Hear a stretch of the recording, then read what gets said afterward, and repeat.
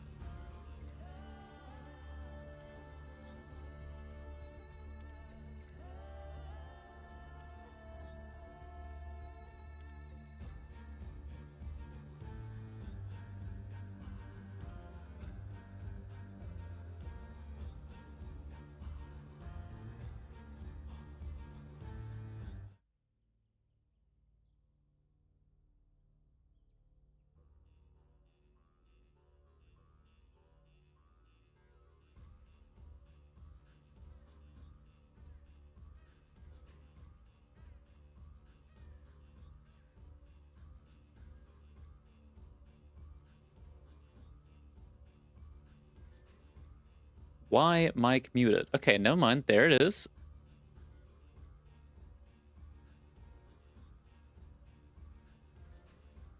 Uh-huh. Okay, there we go.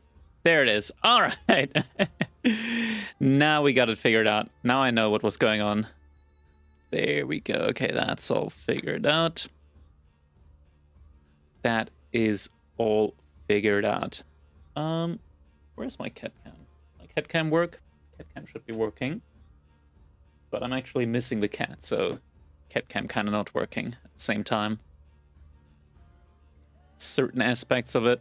Let me just quickly check if I activate it, deactivate it. No, it doesn't want to show up. Why is that? Good evening, Striker. Good evening, APMX. Good evening, Chaos AV. How you guys doing today? And Webram coming in earlier with the sub. 6 months, man. Thank you, thank you, thank you. Much appreciated. There we go. Cat cam is working. At least in theory. If there was a cat, you would be able to see it. He's just walking around in the background. Good evening, Arcanella. How you doing? Come on, cat. Come on. Huh? Just looking at it. Huh? Come on. Huh? Huh? Hypnotized by the brush that I got in my hand. Huh? Come on, go on. You want the brush, right?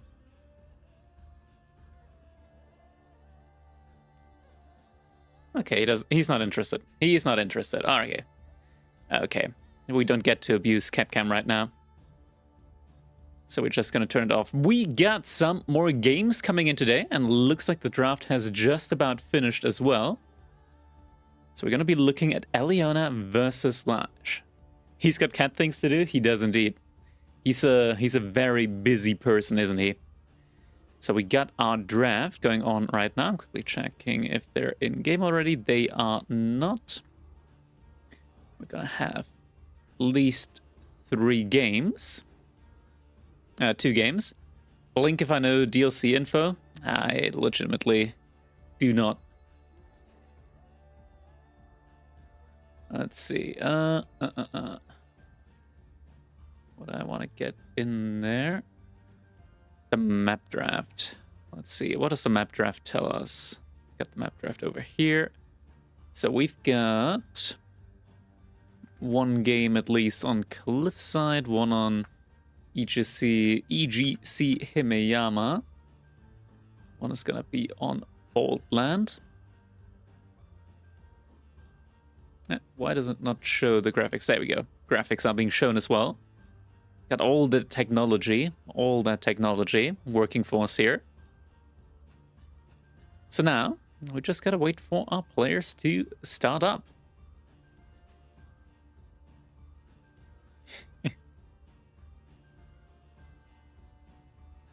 I had a cat once, he had weight problems, so I bought expensive dieting kibble for him, only to find how to eat it and then go eat from neighbors. Oh man, yeah, that hurts. I only hold old hacks playing in this tourney? No, hack actually stands for the Historic Alliance Gaming. Historic Alliance Gaming, that's right. French organization, providing this tournament here for you guys.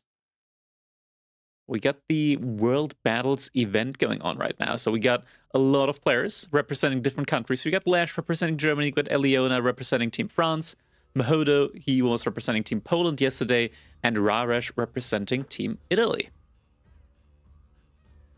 Why do we have starting over there? We don't have starting. There we go.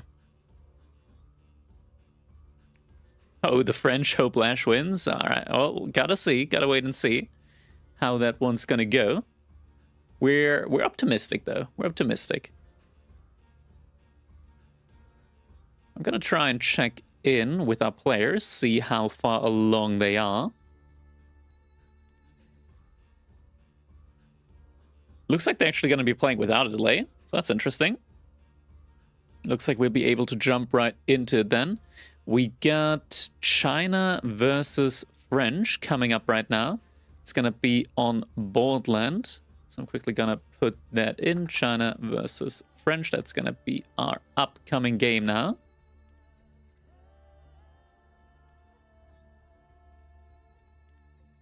So we're going to be jumping right into that one. Everyone hates the French, especially the French.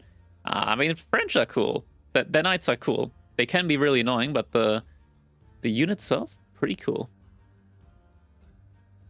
All right, looks like we're going to be able to just jump right in. Of course, I forgot to charge my controller. Hope the battery is going to last us long enough today. Actually, let me quickly just see if I can plug it in right now. I mean, I know that I can. The question is the cable long enough for me to be able to reach it? Looks like it is. There we go. All right. It's time to jump into our game number 1. All right. Welcome, everyone, to the World Battles Tournament, hosted by the Historic Alliance Gaming channel, Hack TV. We're going to be witnessing today Aliona in the color blue, playing as the Chinese representing Team France.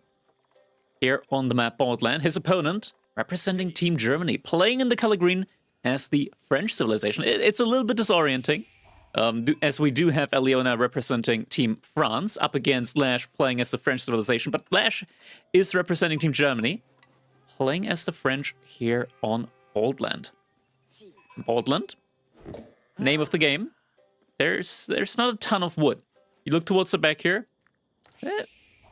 there's not a lot of wood there. Not a lot of wood at all. It's mainly forward in these like relatively small batches of wood. And then you got these pretty large, I want to say, like larger-ish wood lines towards the middle. 2 of them. This one actually isn't even that large. It's an okay size. It's an okay size. This one's a little bit bigger.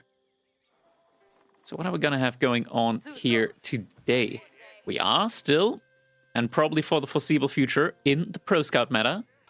So, you know, Pro Scouting is kind of the name of the game at the moment. Will very likely see something along those lines.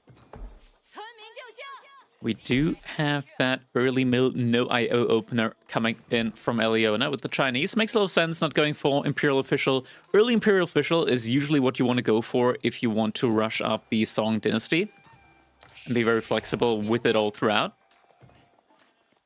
But if you're not going to rush up Song Dynasty, then you don't need that early Imperial Official, since you can just go for much earlier Imperial Academy.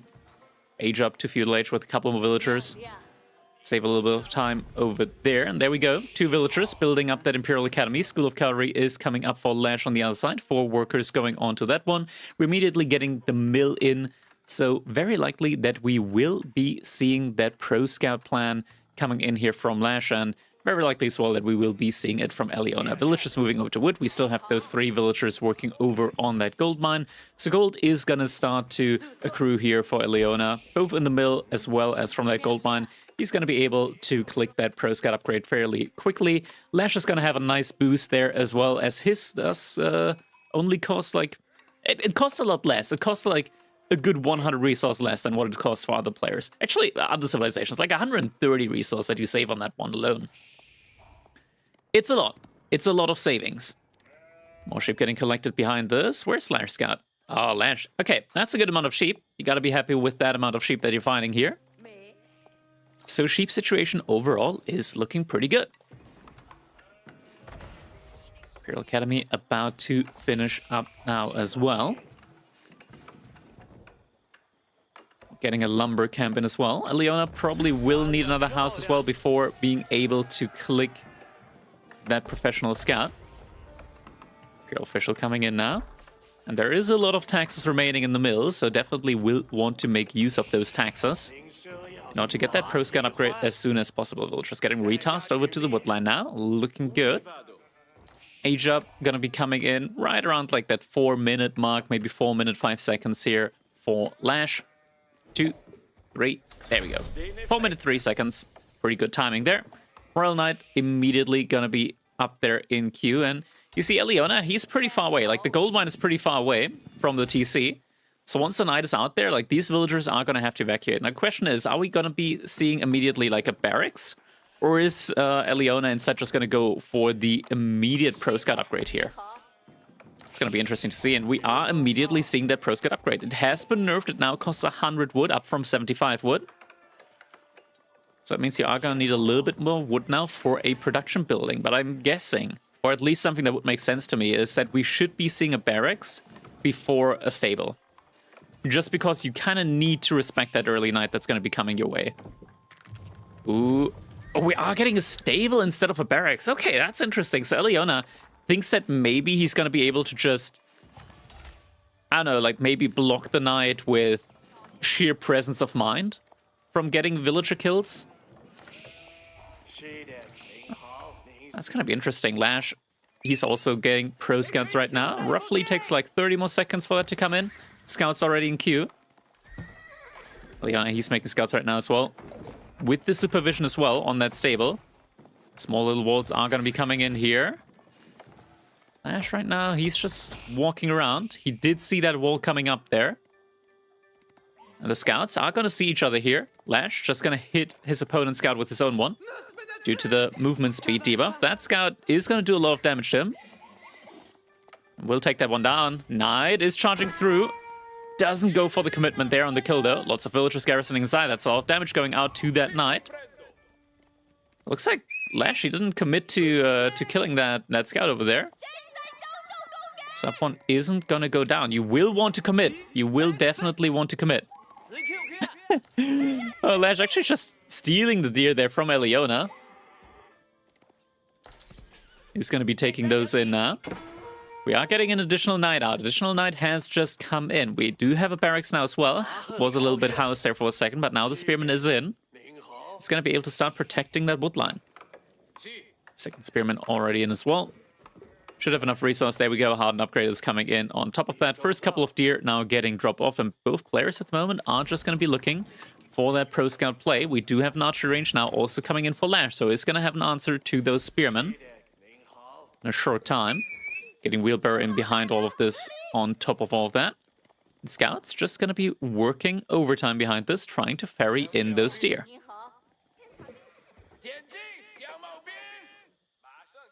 Another knight in queue. Up to 3 knights already out on the field. Scout isn't moving back here at the moment.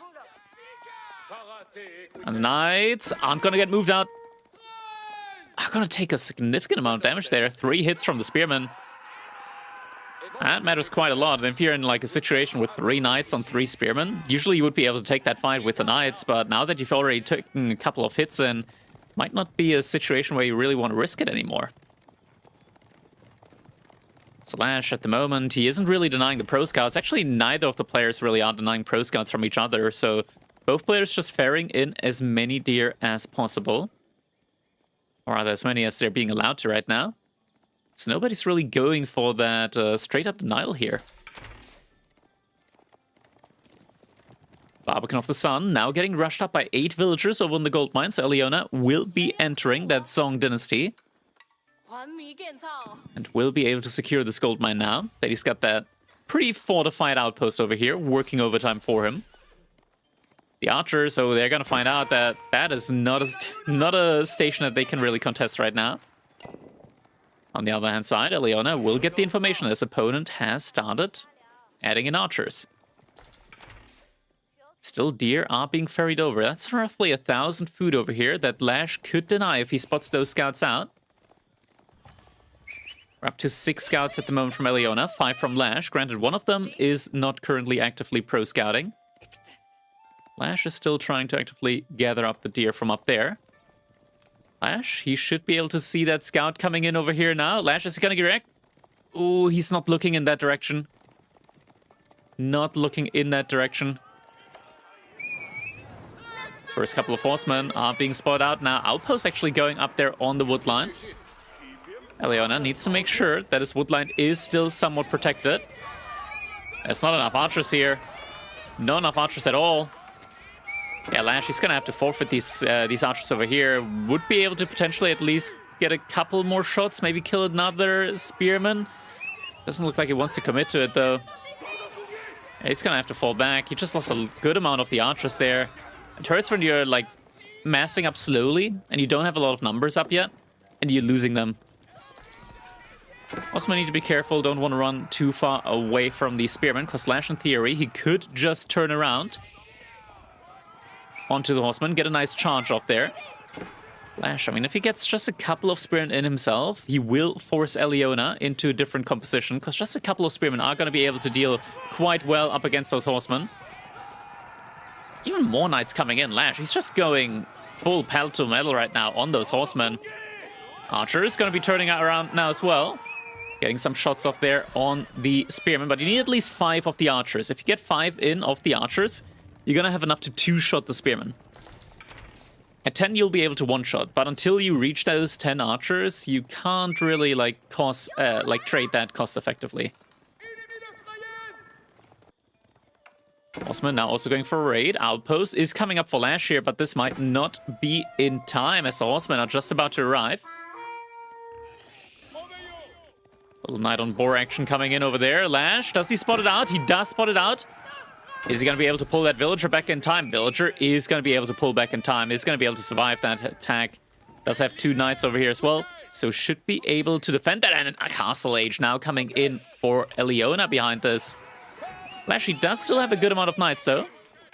So if this Castle Age comes through, he might be able to just dive onto his opponent's base. And that should do a lot of damage. If he attacks from this angle, he can block out the village. How many villagers do we have? 44 economic units right now from Eliona. 15 inside the town center, 8 inside the Barbican. You can garrison up to another 13 here in the outpost and village. But if you attack from this side and cut off that retreat path, you will be able to deny the villagers from jumping inside that outpost. That might be exactly what Lash is going for. Attack is going to be coming in now. Maybe not. That blacksmith upgrades and economy upgrades are going to be coming in. Might actually want to cancel them for the time being and get his own age up in. We are now seeing a lot of Knights coming in from Eliona as well. He's double supervising right now, these Knights, so he's going to have a lot of Castle Age Knights very, very quickly here. That's why I'm fearing a little bit for Lash. He might actually need to just go up to Castle Age as soon as possible right now. Oh my god, he's queuing Chivalry. It's another 200 gold. You don't have the gold for that, Lash. You gotta go up. You're floating so much food right now. So much food that he's floating at the moment. We're already up to 6, now 7 Knights from Eliona. Oh, this is looking very awkward now. We're getting some Spearmen in, at least from Lash. That's gonna be a good call. He's definitely gonna need that. Charge exchanges coming in. 1 Knight, though, is going down from Lash. Did get picked off there. Archers trying to kite back. First Spearman coming through now. Knights buffering out the front line again. Going into the cinematic mode now. Slash, he's trying to hold this position. Age up, not coming in for him yet. Good charge. Get some good pickoffs there. Archers still focusing onto the Spearman. And the Spearmen, they're not Castle Age yet. And Lash, he's going to be able to hold here. More Lancers coming in, but Lash, he was able to hold at a very crucial moment in time. I don't think he wants to charge out, though, because Eliona still has a good amount of Knights behind this. And Lash has the potential to just heal his Knights up. That's very likely what he will want to do. Just go back, heal up your own Knights, go for the age up, and you will have the Knight superiority. Eliona, he's got so much food behind this. Just gold is lacking. The Knights are still weak. Lash, your Knights are still weak. Knight is taking some damage there. Lash going for the charge, but yeah, these Knights are not very healthy at the moment. And Knights from Eliona, they are still very healthy here in this situation. 2 Knights going down. That's not something that you can easily afford right now. Lash behind this should be getting the age up in shortly. He's getting ranged armor in, but that doesn't really make a lot of sense right now, considering his opponent doesn't even have any ranged units at all. And the TC and the Barbican, they mainly do front load damage. Like, taking 1 less damage there doesn't really impact that much. The Royal Institute is coming up, and Lash, he will want to immediately get at least the veterancy upgrades in on his Knights. Spearman is going to see that there are going to be Knights out and about. More Spearmen coming in for Lash. We'll definitely need to protect that Royal Institute from going up. Knights, are they going to get that charge connection off? They're going to cancel it. for the time being. Royal Institute will go up, and with that, Lash, he's going to have access to Royal Bloodlines if he has enough gold for it. Doesn't look like he does have enough gold at the moment. He only just pulled a lot of villagers to the back over here. Let's not forget, behind this Eliona, he is in Song Dynasty, so he is scaling villagers a good bit quicker than Lash is at the moment. We do have more spearmen coming in. Veterancy not in yet, though. Doesn't quite have the gold for that. Deer have actually run out, so Eliona has moved out onto the berries. Lash, actually the deer for Lash are also running out. We got a lot of idle time here on the villagers, so they're gonna have to also start moving out to berries. We're getting some walls in behind all of this, though. First monk has been coming through for Eliona, just popped out. That's the second monk, actually. So we'll start gathering up some of those relics on the sides. Veterancy now on those knights. We still have 2 scouts from Eliona, so he's going to have some excellent vision right now. And Arbaletier now coming as well. Monastery for Lash will want to try and contest some of those relics. Looks like there's going to be at least 2 that will be taken up by Eliona here. So Leona's doing good on the relic game. Gold Vein. First one should be expiring relatively soon as well. Still, Eliona, he does have a pretty good food bank, and he is now scaling into his own crossbowman. Lash, all of his berries are in the back, so with these walls that are coming up for him, he's gonna be in a pretty fine spot when it comes to just being able to know when his opponent or where his opponent wants to raid from. Maybe go for his own raids, because Eliona, his food, he's got one more berry bush in the back, but this one, these 2 here actually, they're very much not in the bank. They could be raided. We are now getting Royal Bloodlines in. Once that's in, like, these knights are going to be a lot more tanky than they are right now. Getting some horsemen as well, but Eliona, he's got a good amount of spearmen, up to 15 right now.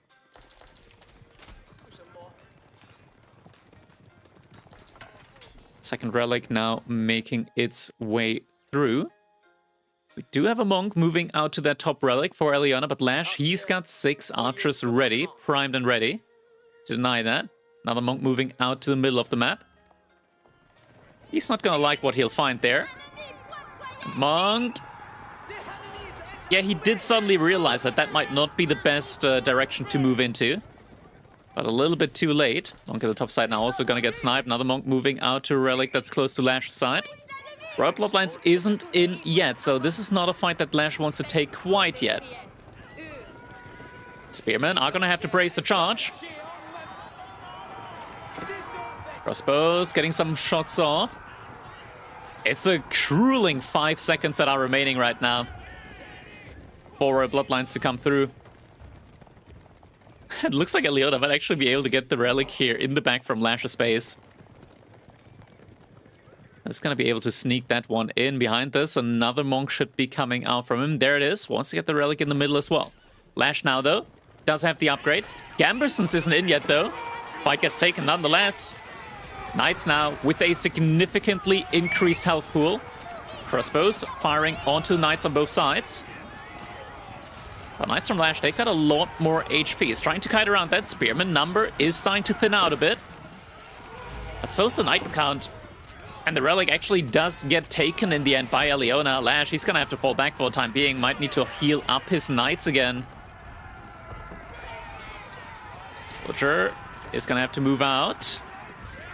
Letria with the Palings, or Pavisa rather, will be able to provide a very good meat shield here.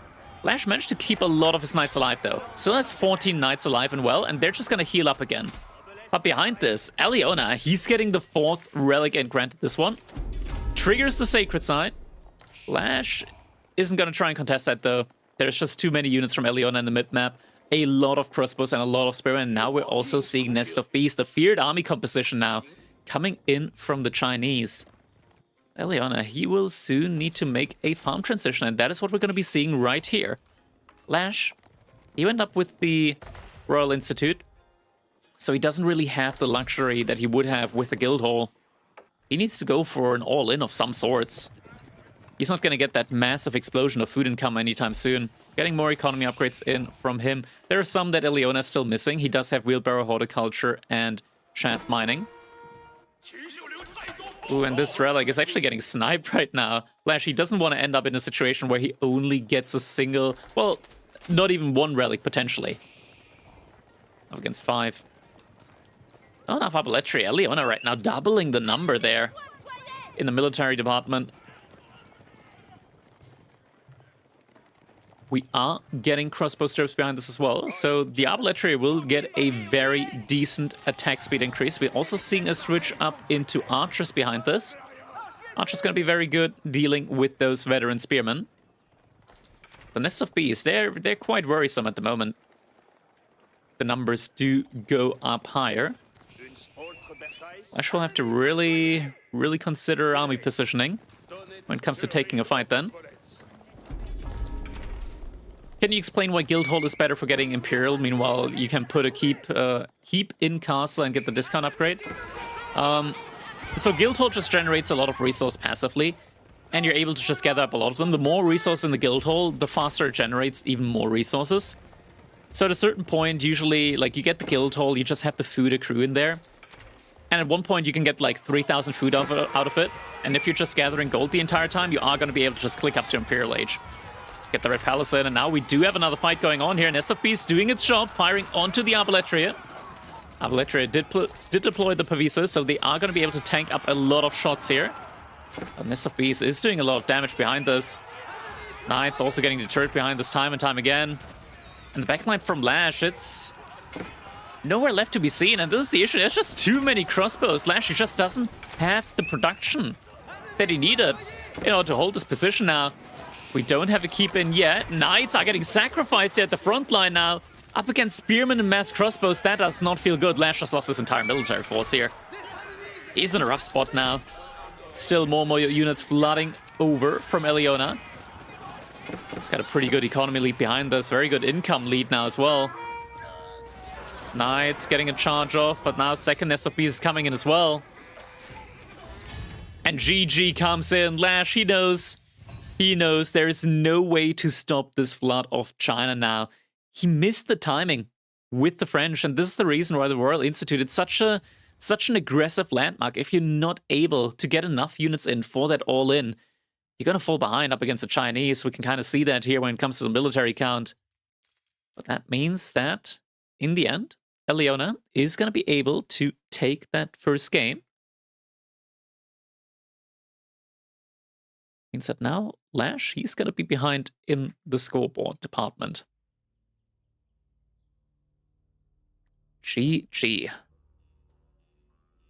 Right. Looks like you do have the cat cam coming in again. How you doing, cat? How you doing? Yeah.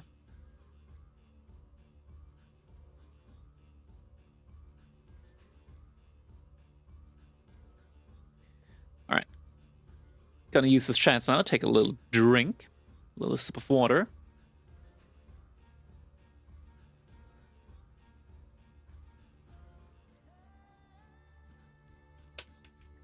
With the discount you get through the Royal Institute tech, you can slightly easier pump forces. No. You're getting additional upgrades from the Royal Institute. You're not getting... Well, you're getting, like, candid saddles and chivalry in cheaper, but usually chivalry you'll already have by the point that you get to Castle Age. Candid saddles is fair, but it's not an expensive upgrade to begin with. Royal Bloodlines you don't get access to. If you don't go for Royal Institute, at least not until Imperial Age.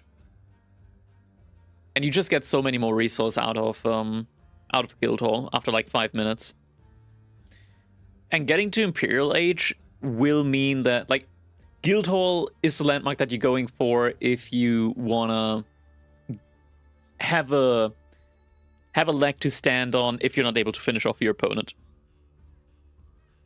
Because you're going to be able to get that Red Palace up. Red Palace kind of makes it, like, pretty much impossible for small unit counts to raid your base, because your TC gets emplacements, all your keeps are getting emplacements, and if you have, like, additional keeps and TCs in your base, then small amounts of raiding units are going to get picked apart very quickly.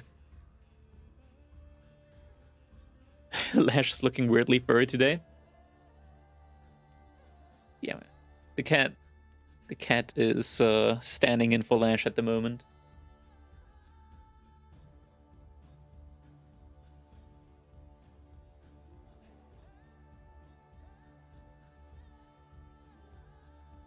He needs his own spot as well. We can move him down over here a little bit.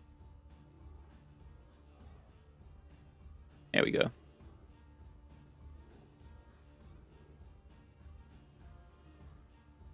He's gonna be nice and comfy over there.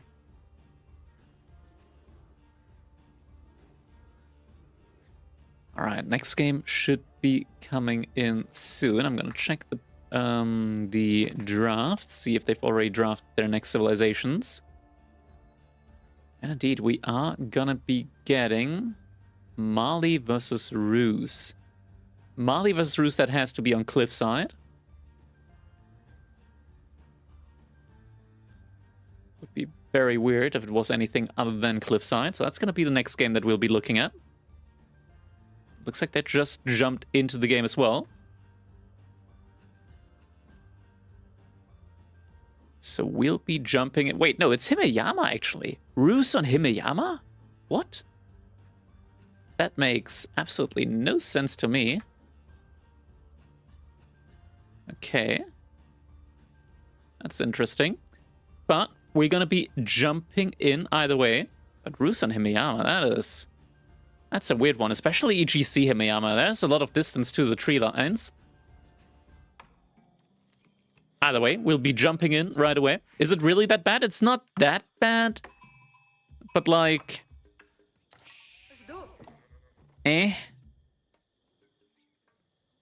Especially on EGC, like on like the normal Himeyama, I would be like, okay, sure, because then you get like this entire area here of wood.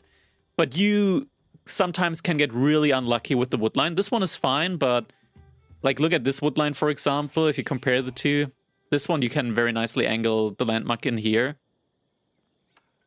It's just very, like, potentially unlucky.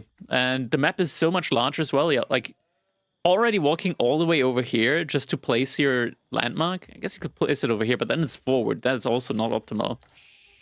Maybe if this was Lasher's spawn, he could put it over here. It just doesn't feel like the best map for Rus. Granted, Rus can be comfortable on any map, but this I would say is like one of those maps where they don't inherently synergize with it. Speaking of synergize, Lash and Sheep. Typically not something that goes hand in hand. I'm looking at remaining sheep on this side. There aren't that many. Ooh, there's still... Oh my god, Lash. How did he scout this? Oh, he went straight... Ah, Lash, he's drawing things. Oh, but he does get another scout in. Okay, Lash. Gonna be able to... Oh, can he get the front? Can he get... Oh, he gets it! He gets the sheep! Oh, but he doesn't get the... Oh, maybe he gets that one at least. He's gonna see that. Alright, Eliona is gonna get that one. But still, I didn't think that Lash would get these sheep. So, 3 scouts. Kind of paying off for Lash here. And Eliona is now gonna finish the the news over there. Some interesting patterns that are getting drawn up here with the scouts right now. Sheep are gonna be deposited in the meantime for Lash. Age-up is gonna be coming in first for Eliona. Makes sense, I mean, Lash already invested a good bit into scouts, but now he's got 3 scouts and can, in theory, start thinking about just harassing that pit mine, harassing some of these houses, at the very least. Just be annoying over there. Manzakori going to be coming up now for Eliona, and we should be seeing a golden gate coming in for Lash. Behind this, I would now assume Lash should just, like, send the... Oh my god, there's still more sheep to be found. Okay.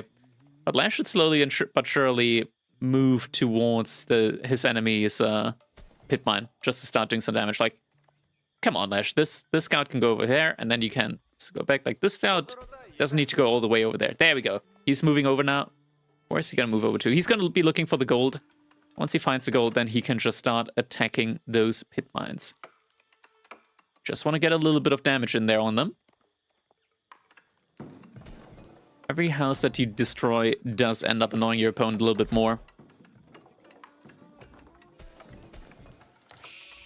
What is coming in for Lash behind this? How many villagers? We've got 4 villagers on food behind this. That's all looking good. Can look for Wooden Fortress over on this side. Mining camp also coming in for Leona. Don't have a mill yet, but Pro Scouts should also be something that Leona will look forward to. But he's investing a lot of wood into just more houses and the mining camp. This might mean that he is gonna potentially be rather late when it comes to the pro scouting, or at least when it comes to getting his stable out for additional scouts. He's only got 3 villagers on food right now. Granted, he does still have more villagers working, and there we go. More villagers getting pulled over to food now from the landmark. Scouts now arriving. Are gonna start torching down those houses a bit. Age-up camp coming through for Lash now as well. Lash is going to be very close now to be able to click that Pro Scout upgrade. Maybe Leona's going to be first. Like, both players just waiting for the passive gold to come in. Leona is able to click it up first. Oh, Lash, he's just missing 1 gold. Come on, drop off. There we go. Drop off comes in, and Pro Scout's now also getting queued over here. Now Lash can start queuing up more scouts. Another one is already in queue. And now you just want to queue scout, and get the... You want to get the deer in as quickly as possible. First house now going down. I should be able to burn down at least another house. With this many scouts, like even if there's like 2, maybe even 3 pro scouts, pro warrior scouts from the Mali, Lash is going to be able to hold his own with this many of his own scouts, because scouts still do bonus damage up against scouts. Granted, warrior scouts, or rather vanguard scouts, they heal a little bit faster, they do a little bit more damage. But it's so much bonus damage on either side that even the normal scouts from Lash are going to do fine there. Vanguard Scout coming in. Warrior Scout actually isn't coming through yet for Leona. It's been queued behind the next scout. Second house down. Third one is gonna be burning soon as well. Pro Scouts is gonna finish up first for Leona. The scout on scout fight over there. Now Warrior Scouts has come through. Lash, he needs to turn around. He needs to at least hit them a little bit now. Scouts are gonna have to turn around. Like, you gotta exchange some hits here on these warrior scouts. You can't just let him kill you for free. But looks like Leona's got other things to worry about. Yeah, he's just gonna take these deer. But look at just how many scouts are out and about at the moment. For Lash, he's gonna pick up a lot of the deer here very quickly. Dunza's coming in for Leona. Lash already having his own spearman out as well, though. Alright, we're gonna quickly edit that command.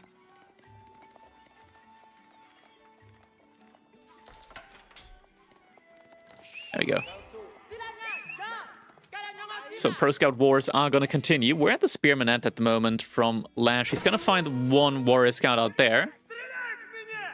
He's gonna have to drop this deer over here, though. Will do so successfully. Spearman kind of moving to the wrong direction. And there's still a deer pack that he wants to pick off over here.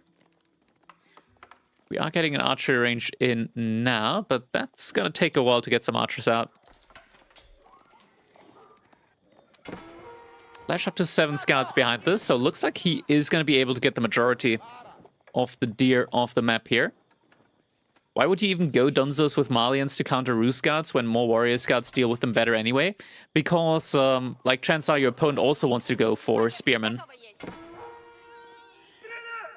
Granted, then you could argue, okay, then you want to go straight up into Archers as well, but Archers don't take down the Scouts quickly enough from your opponent.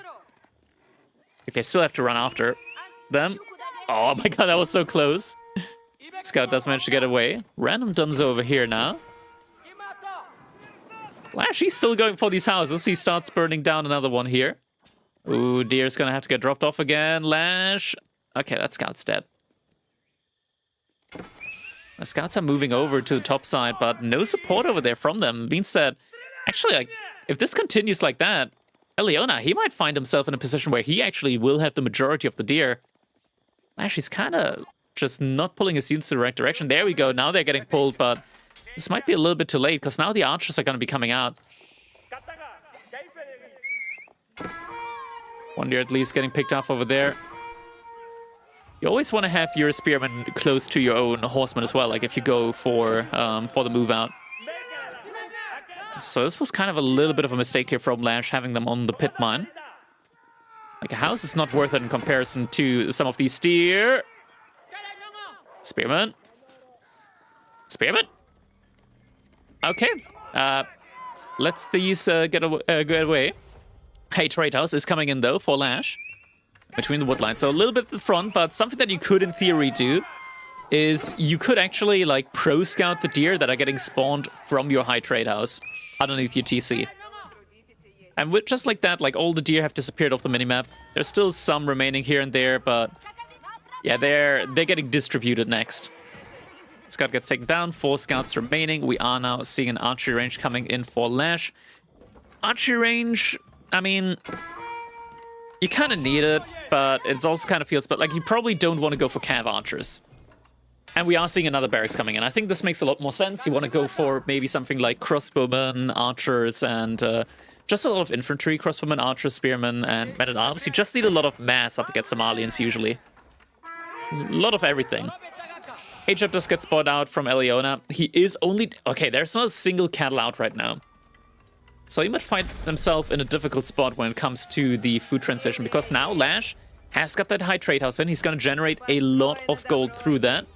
And on top of that, he's spawning in deer. That's going to be 350 food per minute that he gets access to. TC able to snipe another unit out here. We do have that wooden fortress up on the wood line, so is going to be able to get a lot of protection in there. We are actually seeing cavalry archers. That doesn't feel too good, not because, also because Eliona, he just queued up a lot of javelin throwers. So javelin throwers, they're going to absolutely butcher the cav archers. Like, you're going to need a lot of the cav archers to be able to start one-shotting the javelin throwers, and javelin throwers have an easy time one-shotting the cav archers. So Eliona has to fall back at least for the time being. We do have double mills coming in, so he's going to try and really pump up those cattle numbers. Scouts just scouting around the back, trying to be annoying over there. We do have a fight in the middle. Men-at-arms are going to be able to tank up most of the damage here. Eliona focusing down the spearman that he's able to do bonus damage up against. Scouts still trying to burn stuff over here. And there we go. Warrior scouts. Oh, they actually trapped the villager in the wood line. Able to get a kill in there. Nice pick-off over here. Best warrior monk should be coming in soon. We do have some more spearmen getting queued up as well. We are also getting Musafati warriors in, so just the men-at-arms aren't going to be doing too well here. Warrior scouts going to be looking to come in once again. Lash does realize is going to pull back underneath into that outpost. We do have the spearman coming in, behind this wheelbarrow also coming in, so is getting some economy upgrades. Eliona already has wheelbarrow and double broadaxe. I'm getting the blacksmith in now as well. The cavalry archers aren't going to do too well here up against the Musafati warriors. Not with the javelins there to support as well. And Eliona, you can tell, he just wants to walk right on top of those horse archers, and the first one goes down. Second one takes a good amount of damage. There aren't that many Musafati warriors, but there are enough. In theory, Lash could fight this. He's got a lot more health on these units, and even though like the Musafati warriors should do like 18 damage, the men-at-arms still do 12, and they got more HP, and you have a lot more of them. So this is something in theory that Lash will probably want to fight. Doesn't look like he's going for that, though. He's floating a lot of resource right now. Does Lash want to go to Imperial Age? What's going on over here? Looks like he wants to go into Archers, but Archers doesn't really feel that great as well up against this many javelin throwers. We are seeing the Grand Fulani Corral now coming as well. We got only 9 cattle, but that's still going to be a decent base that you can still build up on.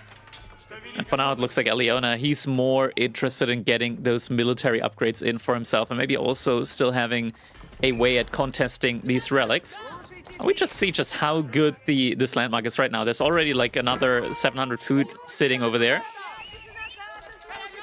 The scouts, I'm telling you what, like, they've done a good job just being annoying here so far in this game.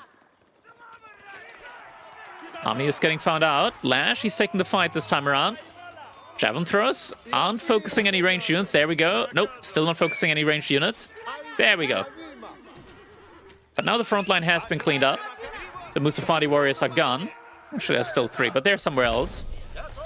Now the relic is getting brought back. Warrior scouts are doing their best to stop that. It's just getting dropped. Warrior scout is going to come back at a later date. Now the warrior monk taking the relic at the bottom side, and javelin throw is just doing work here, putting in the work, putting in the hours. And yeah, they got a lot of base damage, so they're even doing a good amount of damage up against... Oh my... Wait, what? The warrior monk actually gets taken down over there. And Lash, he's gonna have to evacuate. Evacuate! Villager gets taken down. Ooh, that's another villager in harm's way. Lash could potentially be getting in all 5 of these relics. We don't have a monastery or Mosket from Eliona, but he's got so many javelin throwers. Lash right now, he's spamming out veteran spearmen. But you're gonna need a lot against this many javelin throwers. It's just so many of them. Getting a lot of archers in as well. Good men-at-arms are also very important here. We don't have that many Musafati warriors in, so just getting a couple of men-at-arms in is gonna make your front line a lot better. Lash is gonna have to pull back again. These javelin throwers, they're vicious. Leona's running in. Kills another villager. Lash, he's gonna have to go out to the berries at the backside now. He still has a lot of food. He has the potential with the Golden Gate to exchange for more food as well. Only has 1 ticket in at the moment, but these are still gonna become more and more. Just needs to make sure that he doesn't lose too many villagers right now. He's getting the 5th relic in, so his golden count is gonna be looking quite stellar behind this. Where is that 5th relic, actually? Should be somewhere over here. We have 1, 3, 4. Oh, this could be dangerous. The relic's kind of exposed over here. And javelin throws, they're just going to be kiting back.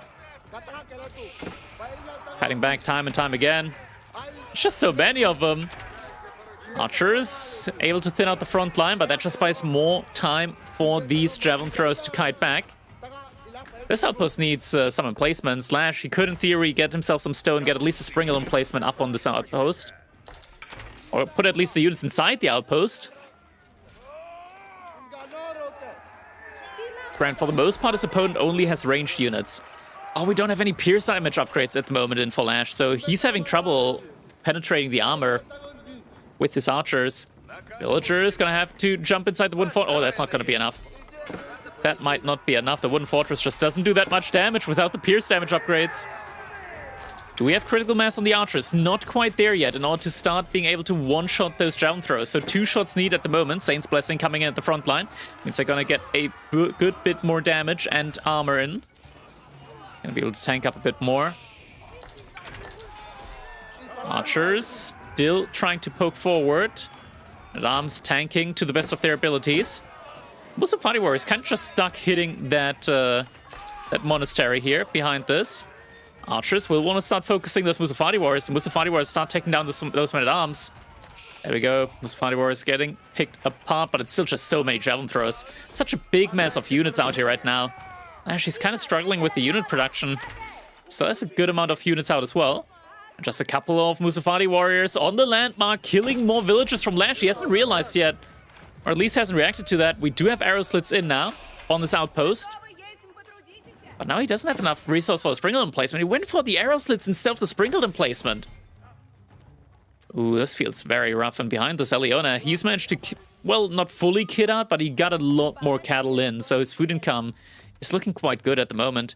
Got a market in for Lash. He needs to trade out some more resources behind this. Does have a lot of gold, so definitely makes sense that he wants to trade out for it. We're now getting some horsemen in. Good unit choice here from Lash. If he just can afford the Boyar's Fortitude with it, and we do have it in queue, that's going to be another minute. He's going to have to wait for a minute now. Needs to stabilize for a minute. We are getting another arrow slits emplacement in the wooden fortress over here. Veterancy on the horsemen coming in as well. Villagers jumping inside the outposts. One getting sniped while garrisoned. That's still many units. Oh, Lash, you don't have that many horsemen yet. This is not going to be a fight that you will want to take yet, I feel like. Might have want to wait for at least like 10 horsemen. Definitely had the resource for it. They are in queue. This might be just too early. Horsemen have been thinned out completely. Javelins going on to the archers. We still don't have the crucial upgrades coming in, like Boyar's Fortitude. Leona is kiting back. But he did do a good amount of damage to the economy. Lash gets another outpost up here, but he's 12 villages behind. And his opponent, on top of everything else, has the cattle. The cattle economy working for him. So right now, this isn't looking too hot for Lash. He's committing too far. He's going in too deep. The archers, they're going to get picked apart by javelin throwers. So many archers going down now.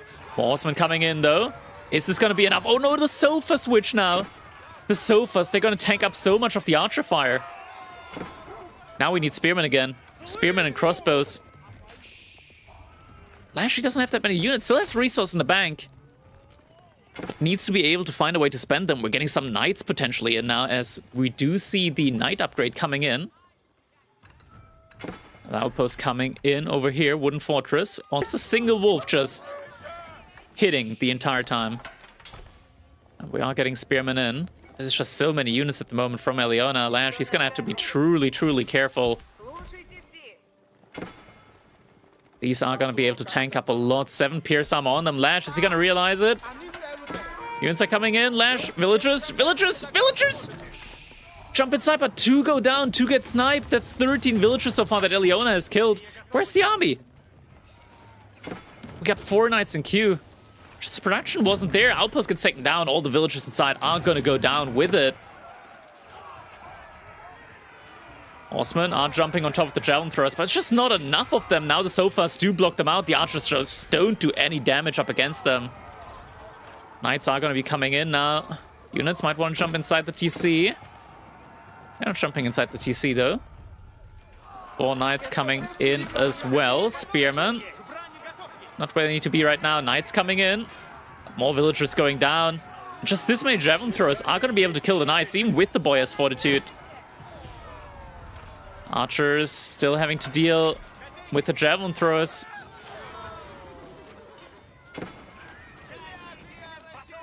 Yes, it's just not enough left here. The Sofas are just all coming in, and the food transition behind is just too strong. Lash, he's gonna have to dip out with 5 relics up against the Malians. Man, this was rough. There was some the food count here. Lash, he was already up in Castle Age, but floating like 1,500 food in. That was rough. That was rough. Maybe he was unsure about what units to get out. I feel like if he just waited a little bit longer, mass up the horsemen, you're going to be able to catch your opponent off guard in an uncomfortable position. And once you're able to clean up the javelin count once, it is very hard for Malians to remass them, because they do take a long time. So that means in this best of 3, Eliona is going to be able to take the victory. And now I believe we are going to see a match for 3rd place between Lash and Raresh.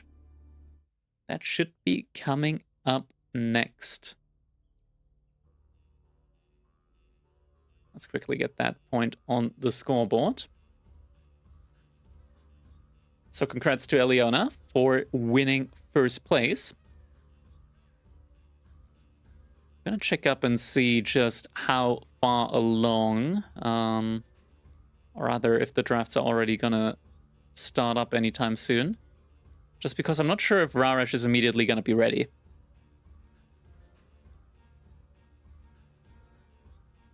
I'm just gonna give him some time.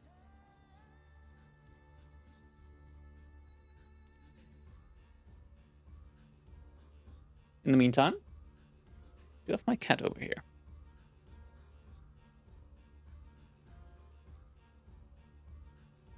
Raresh is ready and was waiting for them? That's good. That's good. In that case, we're gonna catch the draft as soon as we see it. You stream for him in Italy? Nice.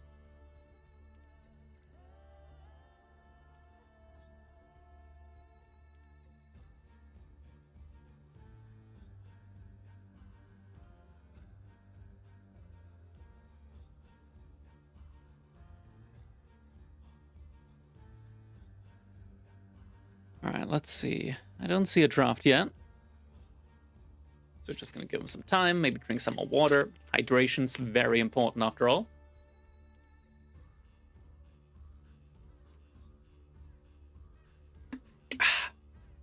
So how's everybody's day been? Hope you're all having an enjoyable Tuesday. It is indeed Tuesday. Man, time's a mess right now. For me, at least. I really like Lash. I follow his stream all the time, but this time I must support Raresh. Yeah, that's fine. That's fine. Oh, man. I'm in kind of a rough spot at the moment. My loan, actually, that I want to apply for, or that I did apply for the house, got denied. I'm not sure why. At the beginning, like everything looked good. I fulfilled all the requirements. But some automatic tests, and they were like, let's not. I did with another bank, and they were like, we can't like take your streaming income into consideration. That's kind of crazy because I already like got the plot of land and everything's ready. Been great when getting back on the ladder as well. Oh, that's nice. That's nice. So right now I'm just kind of steering. I'm hoping that the interest rates are gonna go down. How come? I had so many issues with renovating the house. I hope you don't have to do too much work. It's not about renovating. I'm building a new house, and right now it's just the financing part that's missing. And we were really close to just getting it done. I should have done it in December. Like, interest rate was low in December, but then I heard, oh yeah, European Central Bank, they're gonna lower the interest rate in January, and was like, okay, yeah, I can wait a little bit more until January. And then interest rate went up because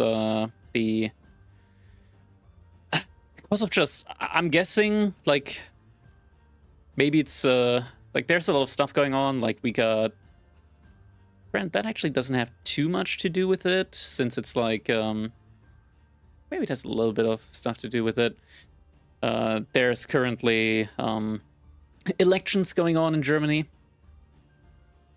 and also Trump got elected, and it's a whole stuff of politics, market is unsure, yada, yada, yada. Interest rate rose quite a bit.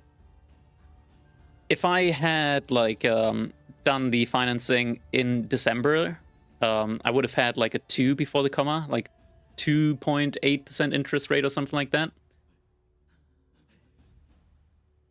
And now it's up to, like, 3.1, 3.3%, so it went up by, like, 0.5%, which is quite big when we're talking about, like, multiple hundreds of thousands of euros. It's just very annoying because, like, I got a financing guy and he has access to, like, the back end of the banks, and everything was lighting up green, and we were like, oh yeah, they're gonna like do the financing with me, and that's gonna be great. And then they were like, yeah, we did a automatic test. We're not gonna tell you what went wrong, but anyways, we're not gonna finance with you. And I was like, well, shit. And then there was another bank, and they were like, yeah, we can finance with you. We just need, like, documents for your small business that you have, like, streaming-wise. And then they were like, yeah, your streaming business isn't old enough. It needs to be, like, 3-4 years old. And I was like, yeah, it's only been existing since 2023. Please be kind to me. And they were like, nah, we're gonna do it with you.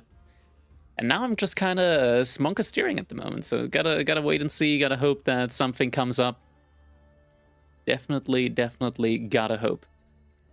All right, speaking of steering, I'm kind of steering over here as well when it comes to the draft. So let's quickly reset that series. We are gonna have 3 games coming up. We should have a draft ready as well. There it is. Draft is ready. Why did I want to print that? I don't want to print that. Ooh. I do have a wrong button pressed right now. Which one was that? Was it this one?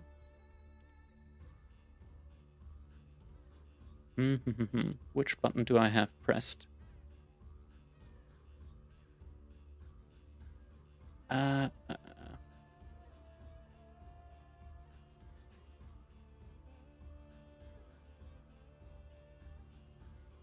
There we go. Okay, now it's fixed. All right, let's get that draft loaded in. Alongside the maps, we will have Baldland again. Alongside Himeyama, and this time Kurlauger as well.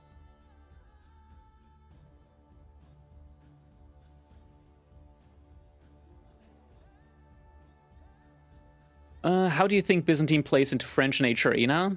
You just make some Limit, make some longbows at the beginning, and transition into Castle Age behind that, try to deny Pro Scouts.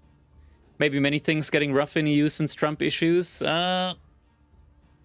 It's mainly just an overall uncertainty alongside elections going on in Germany at the moment. The thing is, like, I got a full-time job, I got a very decent income, the loan rate is not a problem at all for me, and I feel like I'm kind of getting, like, scammed by the banks. Just... If I had... The thing is, like, financing right now is so fucking shit. If I had financed, like, 3.5 years ago, I would have gotten an interest rate of below 1%. But now we're currently at an interest rate of, like, 3% plus, and... when you're going from like 0.5% interest rate to 3% interest rate on a 300,000 euro loan, that is a difference in monthly payments of around like 600, 700 euros. Like every month you're paying 600 to 700 euros more in interest alone, which is absurd, right? Like every month. It's kind of crazy.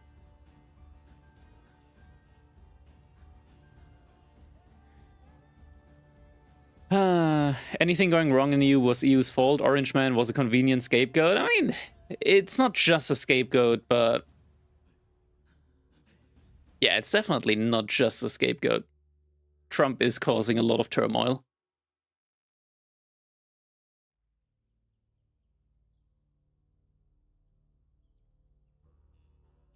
When you're looking at the mortgage scheme, for the first few years you just pay interest. Not here. Here you immediately like pay off. Or are there like flexible loans, something like that. Orange Man just brought everything to the light right at this moment. Not really, because like the swaps, they kind of increased immediately when Trump got elected.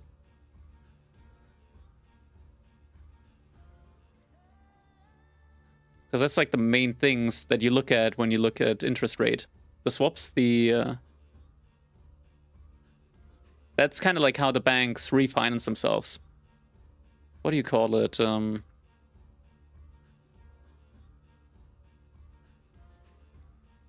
With like federal government bonds. Because federal government bonds don't just exist in the USA, they also exist for like other countries.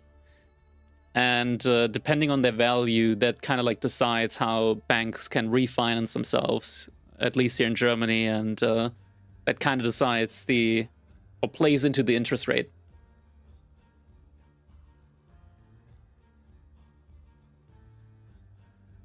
But we don't have to go into politics here, because we got a game going on. So let's check in. Game number 1 is going to be on Borderland, and we got Rus again up against Malians, the same matchup again. Alright, alright. So we get Rus up against the Malians. Oh, they're already in. They're already in. We've been talking too much about politics, so let's just jump right in to our game number 1. We're gonna try and catch up to them as they're live right now. There we go. Now we're caught up live. 30 seconds in, Lash playing as the Rus in the color green here on Borderland. On the other side, his opponent, he's gonna be MCK Rarash, playing in the color pink as the Malians. Let's see how this one's gonna go. I mean, it's just gonna be Pro Scouts again.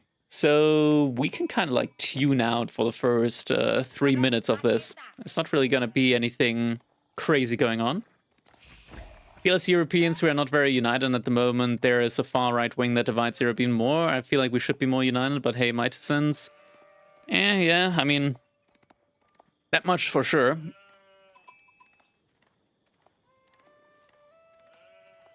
Not really sure at the moment. I'm not that big into like overall EU politics. I think like trading wise, obviously it's very, very good having the same currency. It's very, very good. I think there are a couple of things where the EU just decides a little bit too many things. That can be annoying. That's alright, like it could definitely be worse. Where's Crackety? I'm in Germany. We need an all-world AU4 tournament where everyone's required to play and work out their problems. Lash doesn't like the matchup. I think overall the matchup is fine. I think the last game, Lash just kind of like misplayed. He got all 5 relics in, but he lost too many villagers. He took a fight too early. And his transition just wasn't good enough.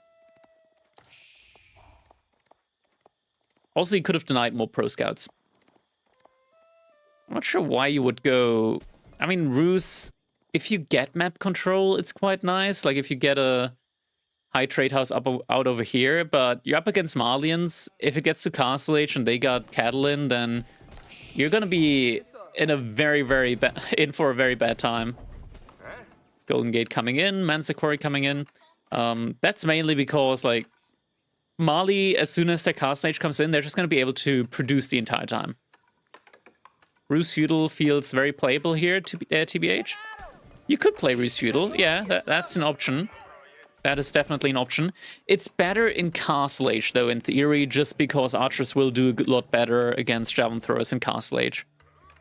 And you also just have access to more units. Like, you get more access to units as Ruse in Castle Age, and Mali, they already got all their units, right? Like, every unit that Mali can make in Castle Age, they can also make in Feudal Age. Sheep count, we can take a look.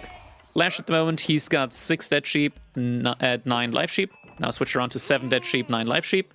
And Rarash, he's got 6 dead sheep, 8 live sheep. So fairly similar in that regard. 2 scouts moving out.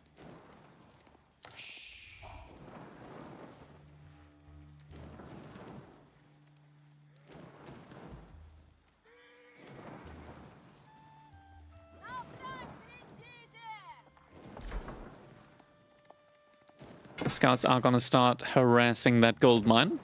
Malian's going pro scouts and then going straight to castle, opens up for massive damage if Ruse decides to aggro them. I mean, yeah, the issue with that is, like, you can't go cav archers. It's kind of difficult to go mass knights. You can't really go into mass men-at-arms. Like, you're gonna need a big amount of units. I guess if you, like, stick to Feudal Age, like, even then knights don't feel that great. Against Donzos, it depends just how many units Rarish will have up. Like, if you go naked, then for sure, but typically you don't go for a naked Castle Age.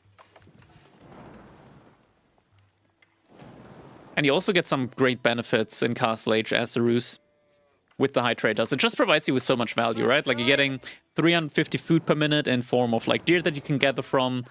And on top of that, you also get a good bit of gold. Some little scout-on-scout action here.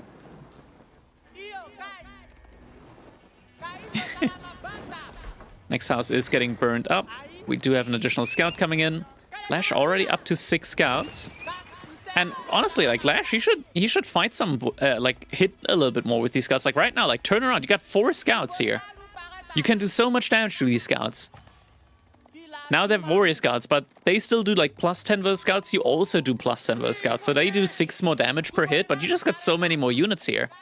So I'm not sure why Lash is just falling back here instead of deciding to, like, fight a little bit.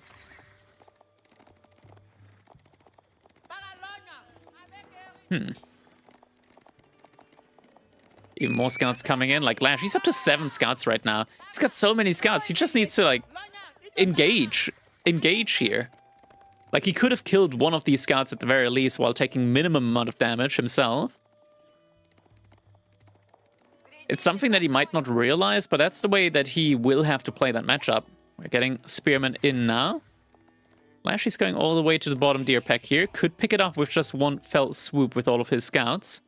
How many scouts is he sending over there? He is sending the full 7 over there.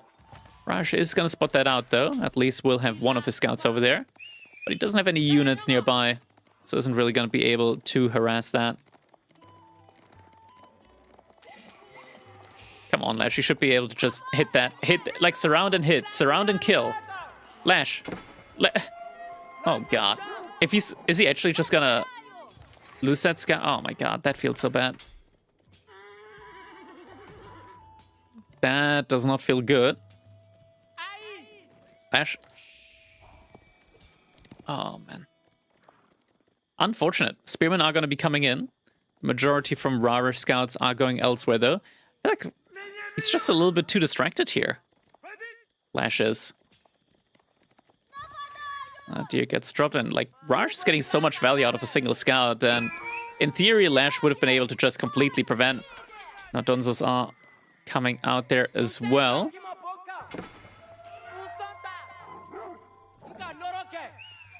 Wolf getting some hits in the middle. And Rarish is going to find a couple of additional hits in over here. Oh, the scout's going down. The scout's going down. Unfortunate. Lash isn't really able to deny any of the pro scouting that's going on. Rarish now going up to 9 pro warrior scouts. Lash move the high HP one back. Like this Spearman is done for anyways. Like as soon as Rarish just falls back, goes for a javelin throw. There we go. What the hell? Malian pro scouts are really fast. They're a little bit faster, yes. They move at 1.05 and the normal scouts move at like less than 1. They have horseman speed? Not quite. They don't move as quickly as horsemen. They move at 1.75 and horsemen move at 1.81. So they're a little bit slower. So don't have any archers in at the moment yet. Archers are coming in for Rarish now. Lash has already started making his own. But right now, the split when it comes to deer does not feel good for Lash at all. So he's behind in that regard. There aren't that many deer remaining over here. Lash gets a couple up over here. It's going to be 3. That's another 1,000-ish food there. Able to deter Rarish over here. That's another 3 deer over there. There's some idle time, I feel like, here and there. With the scouts. Where are they? Okay, 2 are moving out over here. So can still find at least some over there. Get 1 in here. And then the 3 over there. There's still like 1, 2 over here. So it looks like even I want to say like slightly favored for Rarish, split with the pro scouts. I think Rarish has like 2 more deer. And we are getting a Farimba garrison now. No age up from Lash in sight. He invests a lot into his scouts, into his military. But he is going to potentially be able to do some damage over here. We are getting barracks in though, and if he goes Freeborn Warriors, then Lash is in trouble because he doesn't have anything to counter out the Freeborn Warriors. Freeborn are very strong against... Well, actually, in theory, Lash could make knights, but he doesn't have a stable. We're seeing additional barracks coming in. Oh, Lash, he wants to go for an all-in feudal age. But because Rarish didn't go for the Grand Fulani Corral, like Eliona did, Lash should not get away with this aggression now. I feel like if we just see Freeborn coming in, like the Spearmen are gonna struggle against them. Freeborn have like twice the HP and more damage. Oh, and the Warrior Scouts. Oh, they will do so much damage behind us. You need like 3, 4, maybe even 5 Spearmen to react to these 7 Warrior Scouts. That's a lot of units that you'll have to commit to that defense over there alone. And we are getting the Freeborn Warriors in. Villager is going to be jumping inside. Jump. Villagers. Oh, that's a free villager that's going down right there. Not jumping inside the wooden fortress. Warrior Scouts, they're getting ignored. Lash pulling the villager just in time. At the same time, little gold denial comes in over here, but has enough resource in at the moment for Rarish to get some of these Freeborn Warriors out. And 175 HP.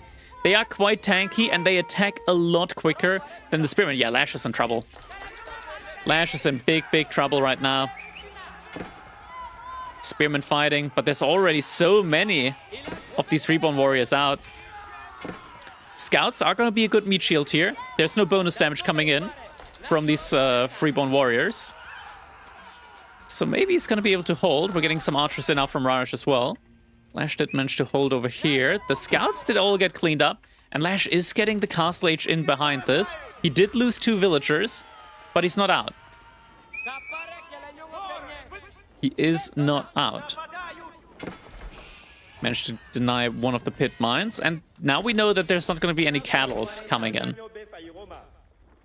So no cattle behind all of this. 5 pierce armor means that crossbows can still do some decent damage up against them. We got some archers over here. Ooh, Boar gets pulled onto the units. It's gonna get pulled onto the archer next. What's coming in behind this? No more Freeborn. Instead, we're seeing the Moss coming in. No more Freeborn in queue at the moment. Rarash has the resource for more if he wants to. Get some more in. For a committed dive. We are seeing the stables coming in behind this.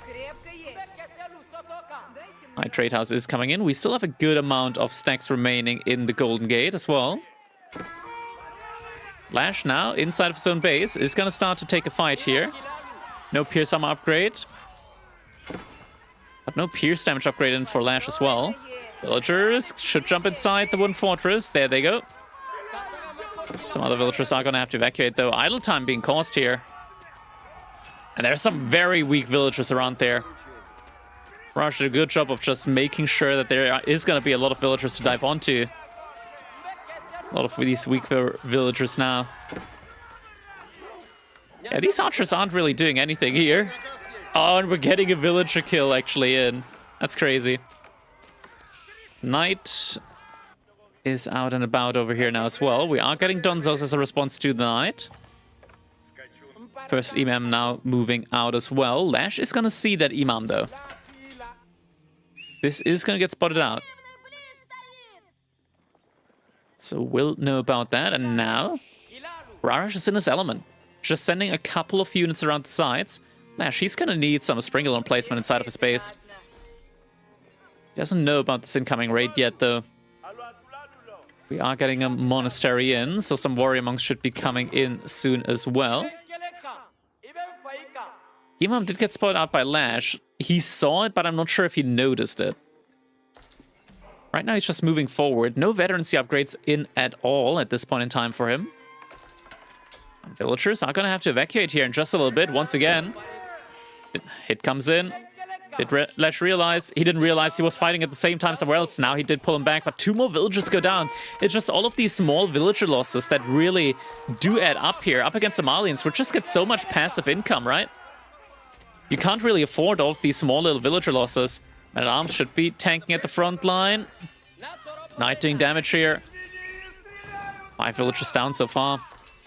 Knight isn't taking that much damage, but only a single Knight. And he's not killing the units. He's keeping the low ones alive, the low HP ones alive. Oh, he's gonna lose another villager. That hurts a lot. You can't lose that many villagers in this matchup, not at all. That feels really, really bad when that does happen.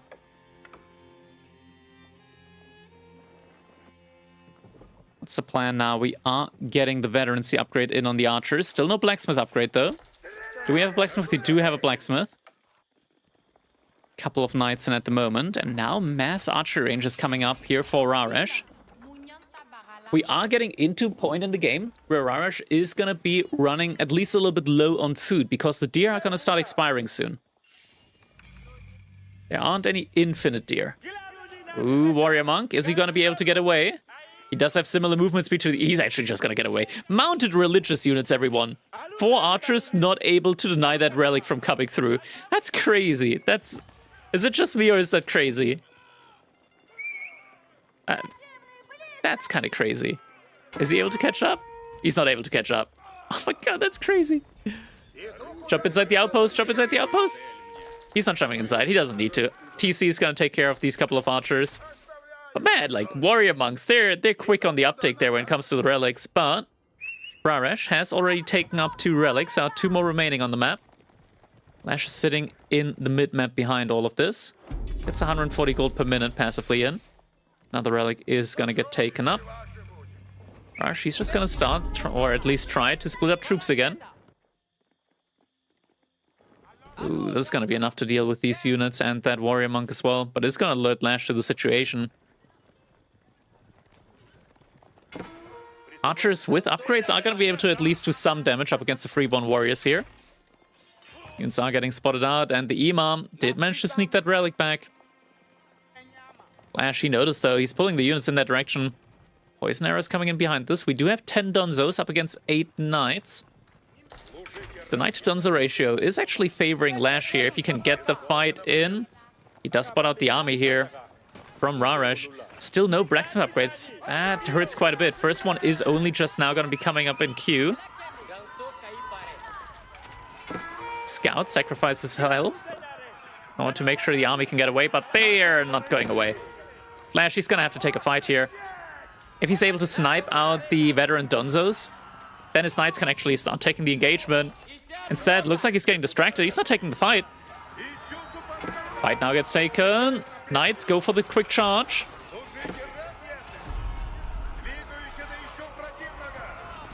But the Knight count actually has already started to lower quite a bit. There's still a good couple of Knights here remaining on the left side. Saint's Blessing is coming in. That can make a big difference up against these freeborn warriors. Just being able to penetrate past the armor a little bit easier. Also taking less damage. Lash, he's falling back in a situation where he could have won the rest of the fight with these Knights. Like, 3 of these Knights are full HP. He's falling back. A lot of kiting coming in as well. He did have some idle time inside of his base. Oh no, don't leave the Knights alone. Knights are being left alone. That's a lot of damage going out, and this Knight, he's gonna die to poison.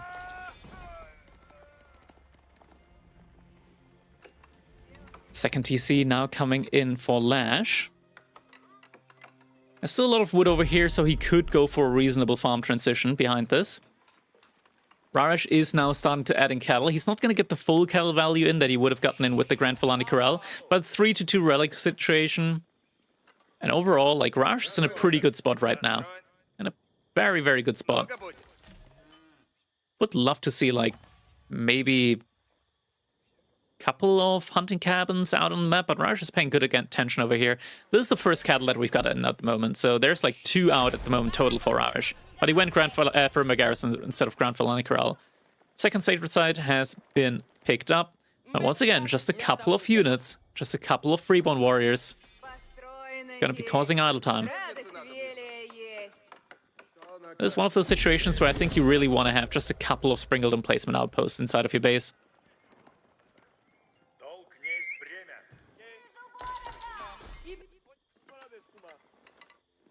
Sacred Site decap should be coming through over here.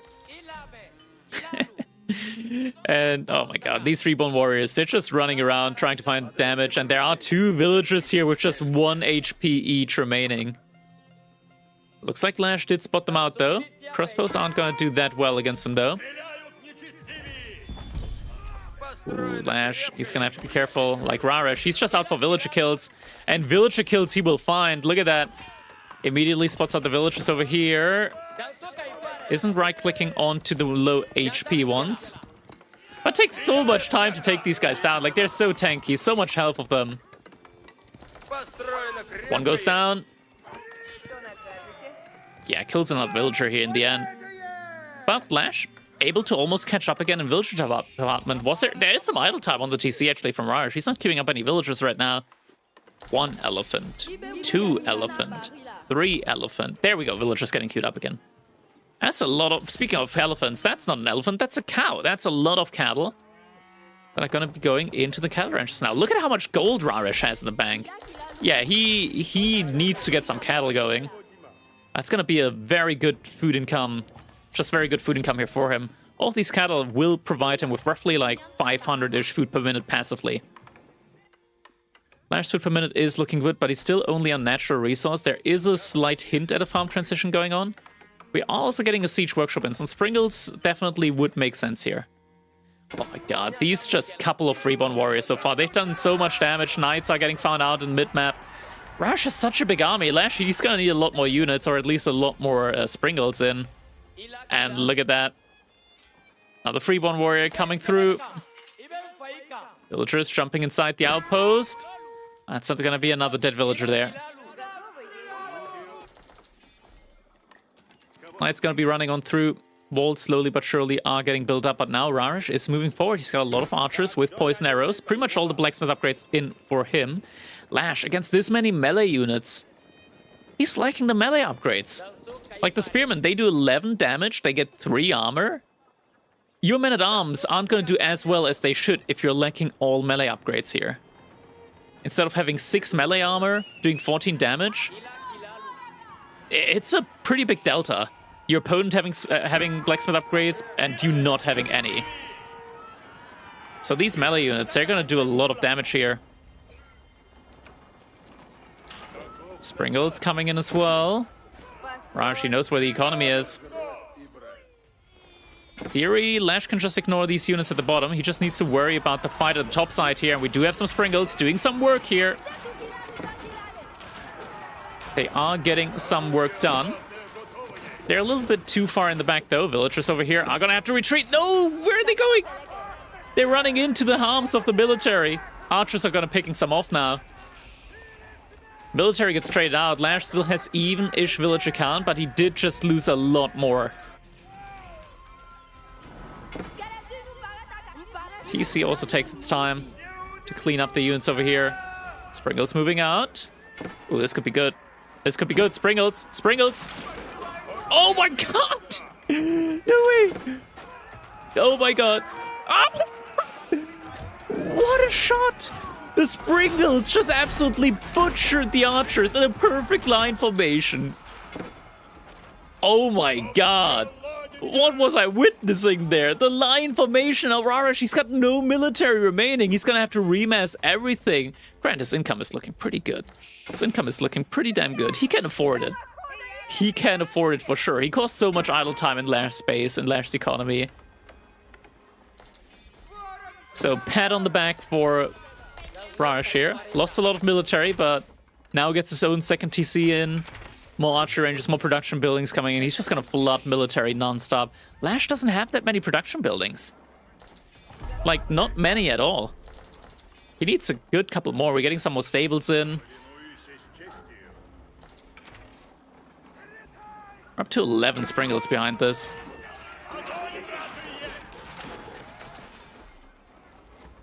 Walls at least are gonna start finishing up as well. Capture of the Sacred Site gets denied. There's still some units down here. Just waiting. Just waiting. They're past the walls. And just ready to pounce at a moment's notice. And Rarish, in just a couple of seconds, already remassed his military.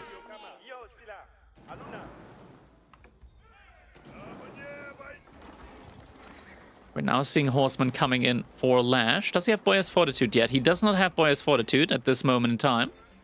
We'll definitely want to get that, especially with Horseman. That synergizes greatly. Couple of houses getting taken down. But the Poison Arrow Archers are going to be coming in. Some of the Knights are very low HP. Knights are going to commit, though. Gonna do some good damage here, but against this many Archers... 5 Knights against, like, what was that? 15 Archers with Poison Arrows? It's just so much. Poison Arrow does so much damage even against, like, the armored units here. And now Sofa's coming in there as well. Horseman finding out those Freeborn Warriors, but we still are completely missing the melee blacksmith upgrades. So right now, these Horsemen, this is the best version of Freeborn Warrior in Castle Age against the worst version of Veteran Horseman. Without the upgrades. And Freeborn actually have, like, 20 more HP. And they attack a good bit faster. Springles are causing some pressure over here. Income has started to stabilize. Oh my god, he's still keeping the archers in the back there. And they're not in range, though, for the time being. And the horsemen are going to find them out. Are going to clean this up. And Mass Springles means that Lash, the next fight, could be looking decent here for him. That's a lot of Sofas. He does have a great amount of crossbowmen, though. This many crossbows will absolutely shred the veteran Sofas. Just needs his army at the front now. What are those Freeborn Warriors? Do you miss an update? Apparently so. Freeborn Warriors, they reworked the Firmba Garrison. You now get access to unique units. for the Malians. One of them is a Freeborn Warrior. Doesn't take any bonus. Lash, lash, lash, lash, lash, lash, lash. The Sprinkles! The Sprinkles! No! Shoot! The Sprinkles! Now they start shooting. Oh, this might be a little bit too late.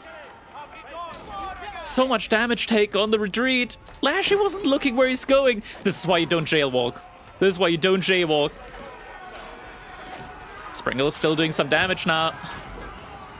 But they've lost so many of them. We were up to 11, now only 4 remaining here. Archers moving up. Want to take those down. Yeah, and they're getting taken down pretty rapidly. They're just gonna have to rebuild all of them.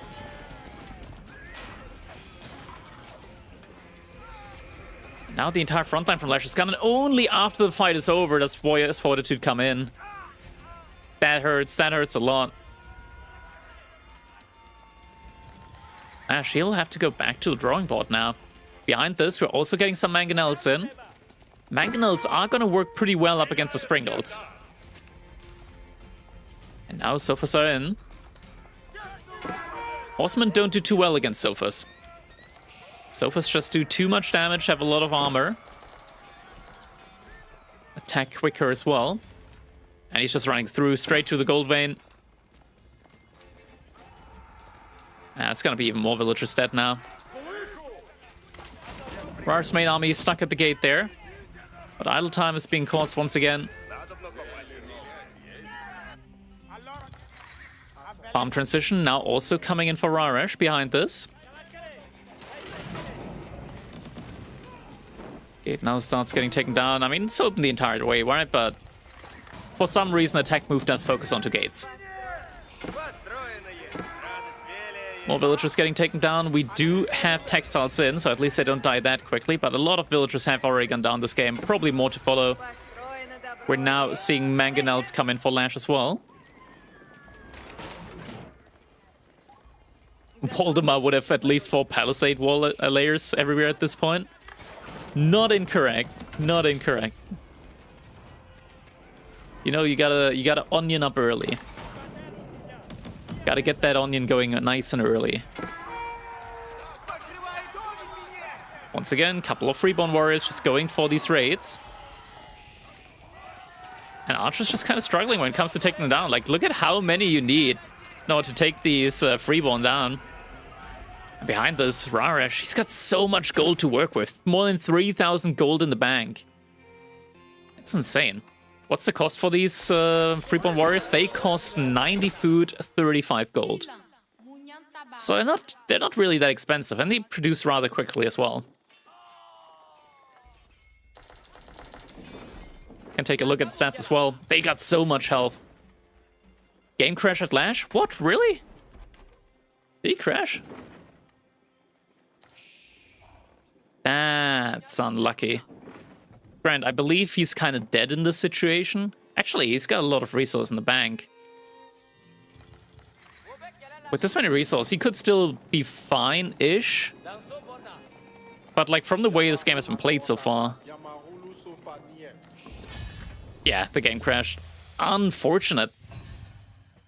I'm not sure how this is gonna be handled now, whether there is gonna be a remake. Or whether there is gonna be an admin win decision. Can't say for sure, so we gotta wait and see what's being decided here in the end.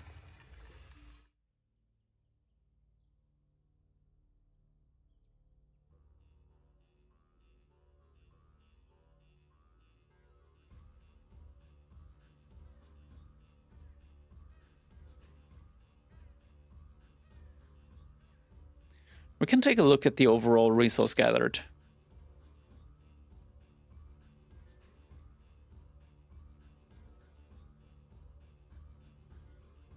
Do I have Raresh in my friend list? I should. I do not.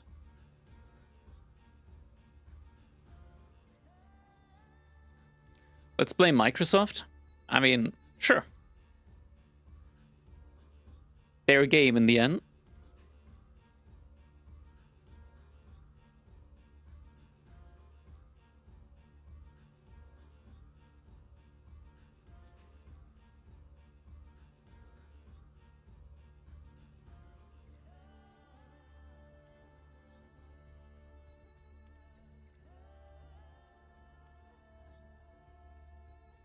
I mean, this was still pretty much anyone's game at that point in time, looking at the resources. At the end, like, Lash was able to get a good bank up.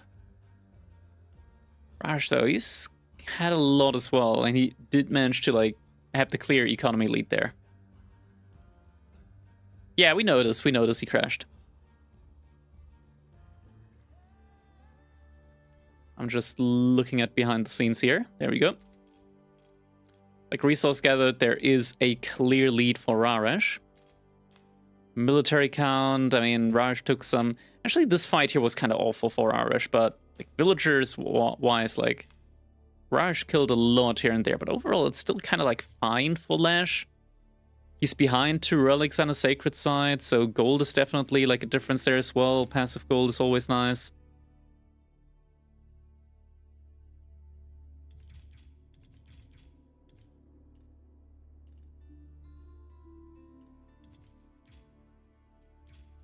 Yeah, we'll have to await an admin decision here. See how this one is going to get handled. So I'm waiting for Hack TV to come to go with a decision there.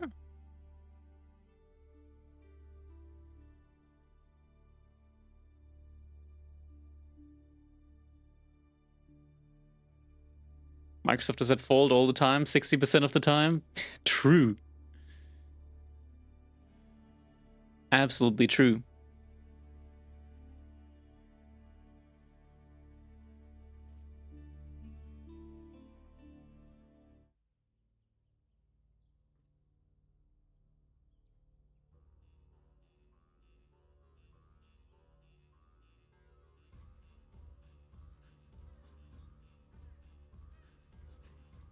Remake? Alright. Is it something that you know or something that you want?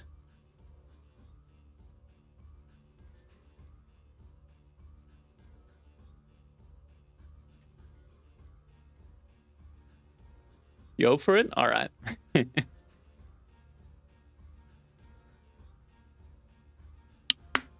we're still waiting for a decision, so are we.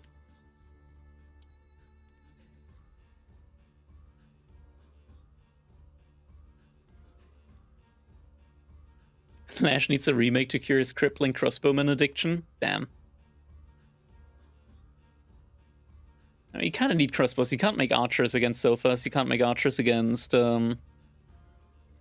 freeborn as well. You need something that pierces past the armor. Lash should pay attention to protect his vills in early game. Wasn't really an early game that he lost them. He mainly lost them in mid game. Like when both players were Castle Age. Maybe you gotta go for earlier walls or get some outpost emplacements in as well.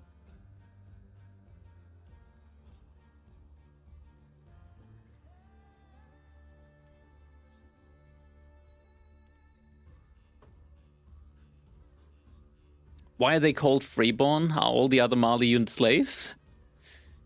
We aren't gonna comment on that one. You lose like 5 vills at 12 minutes.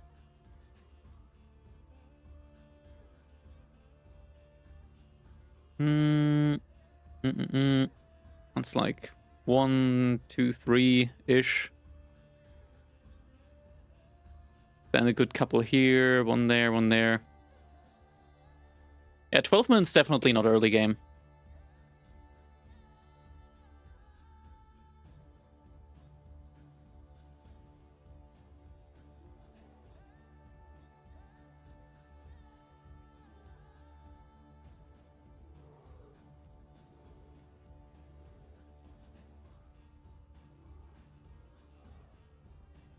Ooh, I'm getting a message.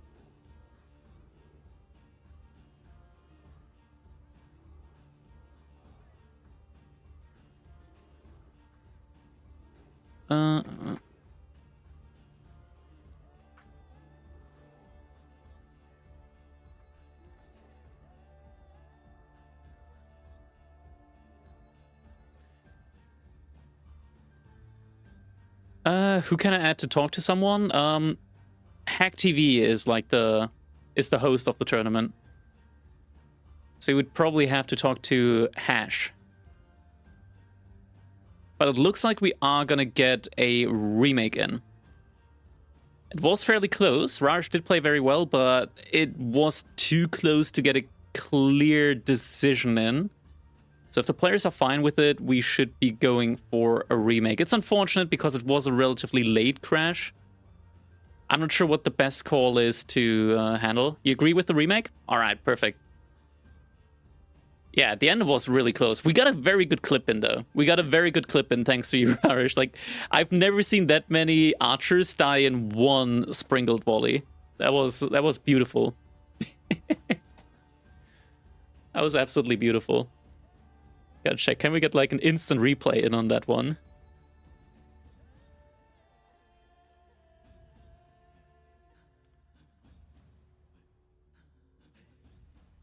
I didn't see it. Well, we're gonna try and get an instant replay going. It was too good to pass up.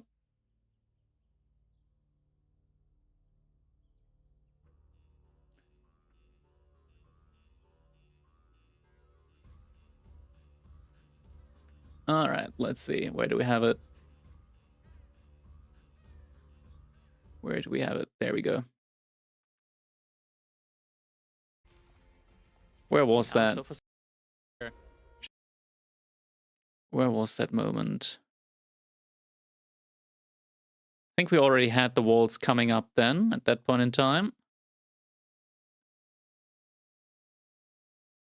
There it is. This is the moment. This was it. Right here. 134-ish. Let's get the quality up a little bit higher. There we go. Oh my god. Oh, and then they split up. They go in the other direction. Oh my god. That was crazy. That was crazy.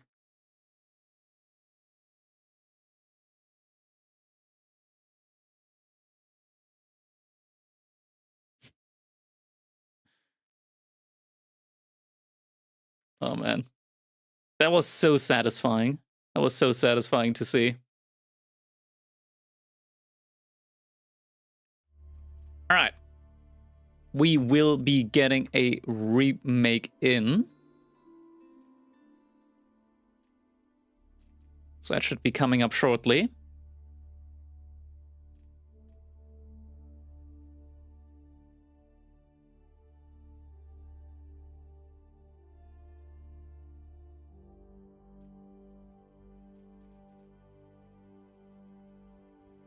Making my way downtown with my Sprangles. The Sprangles, they clap. Right, they're in lobby right now.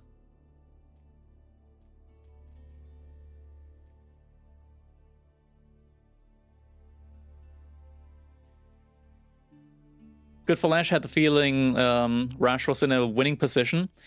Rash played this one very well. He killed a lot of villagers. And overall, he had more economy. The fights that he took were a bit worse, though. And in the end, like at the end position that we were in the game, they were very even, military-wise and economy-wise. So it's not something that we can call right there. I would overall agree that the game spot was better for Rarish, but it was no way over at that point in time. I'm a big fan of massing warrior scouts versus Rus and Feudal just to kill as many of his scouts as possible. And that's usually how it goes, right? Like when both players are going pro scouts. All right, looks like the next match is happening right now. The remake. So we're going to be jumping in right away. Once again, we're going to be in Baldland and we're going to be seeing Malians up against the Rus.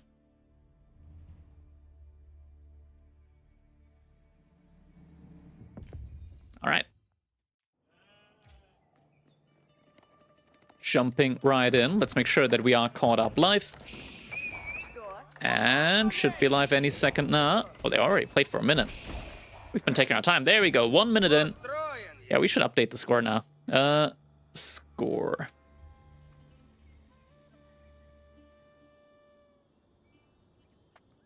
There we go. At the moment, Lash vs Rarish, we're still 0-0 each.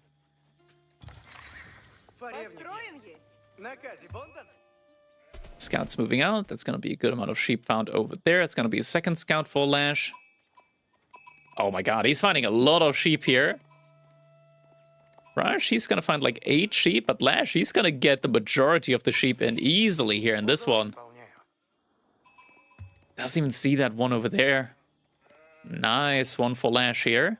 So Rush, he's still gonna be fine on sheep. He's found 8 here so far. Lash definitely getting in the majority sheep count. There's still 2 up here. There's 1 behind the base of Raresh. And any more in the mid-map? Nothing in the mid-map. There's 1 over here. 1 over there behind Lash space. That's about it. Going Stainbuild Rangers feels really good in this matchup. Gives you the option of either going Fulani, Mass Archer, Sophos, or Farimba Freeborn. Yeah, I think overall, like, the Sophos have been buffed slightly. They now do more damage in Feudal Age. They're pretty good. Like, Mass Sophos is actually really good at the moment. Farimba Javelineers, they're also not bad. Like, Farimba Javelineers are pretty good because they get a lot more movement speed. So you're very mobile with them. You're able to do a lot of damage to armored units with them.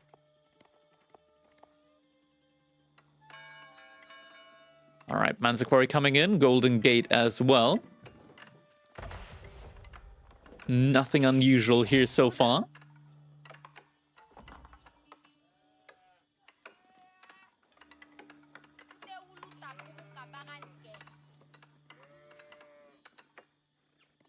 Lash should now be moving out. There we go. Lash now moving out to that pit mine.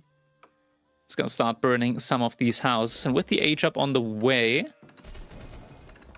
are we already going to start seeing some more scouts in queue? Doesn't quite have the food for it at the moment. We do have a lot of villagers actually on food here. So Lash is definitely going to get a lot more scouts in queue soon. There we go. Scout coming up in queue. He will need the wood, though. He will need a bit more wood because he's going to have to sell a little bit of wood in order to have enough resources for... Actually, like, you need enough resources. You need at least like 100 wood for professional scouts, and you need 100 wood to sell. I'm thinking if maybe it's even worth it to sell food if you just like you minimize villager walking time, and gathering food is in theory quicker at this point in time due to the bounty. And you want to also like get scouts in, right? So maybe that's actually a play that you could go for. That could be a play. Age up's a little bit slow for Lash, but is going to get it in now. So Golden Gate has come up. First house is going to start burning. We do immediately get the Vanguard Scouts alongside the Warrior Scout upgrade. Mill not placed yet for Raresh. Lash has enough gold, just needs the wood now in order to start getting that Pro Scouts in. That Pro Scout upgrade. Vanguard Scout is coming out. Lash, hit him. Hit him, Lash. Hit the Scout. Don't let him hit you. Hit the Scout. Lash. The Scout. Lash. Hit the Scout. He just wants to burn the house. But you can... Like, you still do the bonus damage, Lash. Hit the Scout. Lash, your Scout's gonna die. Lash, this Scout is dead now. I mean, the house is going down, but these are cheap to rebuild. Like, you're gonna lose more value from losing a Scout than you are from killing 2 houses. Yeah, that Scout's dead. This is unfortunate. We do already have the barracks in, though. So Spearman will be coming out, but that's a second Scout dead. Now Raresh, he's leading in the Scout department. Should also be getting his own barracks in. That they do. Barracks is on its way, so Dunzos should be coming shortly. Where Spearman is in. Yeah, like, you can do a lot of damage still with normal Scouts, because the health actually doesn't change from normal Scout to Warrior Scout. The health stays unchanged. The attack speed is unchanged. You do a little bit more damage, you get a little bit more movement speed, but Scouts still do bonus damage to each other. Alright, Pro Scout Gathering is now starting up. We're also getting the Wooden Fortress in. Pro Scouts on the way for both players now. 6 on both sides. So deer will be coming in. And just more and more spearmen behind this. Lash should also be the first to be able to get an archery range in, as he is getting the bonus 20% wood from that wooden fortress. Raresh, he might need to build a house soon. Yeah, he needs a house. He needs a mud house right now. Yeah, he's house now. House? Might need to build one inside of a space rather than on the pit mine, because he's house right now. Where'd that house go? Oh, okay, he's already out building a pit mine in the middle of the map. Just in time, the house comes in. That's gonna give him a good amount of gold over here as well, but there are spearmen out and about. Grant, this spearman is in a little bit of nowhere's land right now. Not really getting in much. Two spearmen over here will be able to achieve a bit more. Scout is gonna have to drop the deer. Drop the deer! Drop the deer! Ah, too late. He was resisting. Gets taken down by the Donzos.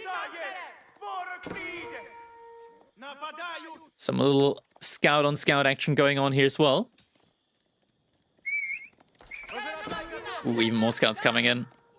Yeah, Lash is gonna have to drop the deer, and as soon as he drops the deer, Raj is just gonna pick it right up. Either through death, or through a manual drop-off. But actually, Raj not picking up that deer. Oh, he's shift-clicked. Now a spearman. Ooh, if Raj doesn't react to that, he's gonna lose the scout. Is he gonna pick up this one here? Doesn't look like it. A lot of things happening on two sides, so that scout is gonna get taken down now. Spearman also arresting the pit mine, and the scouts just run on by.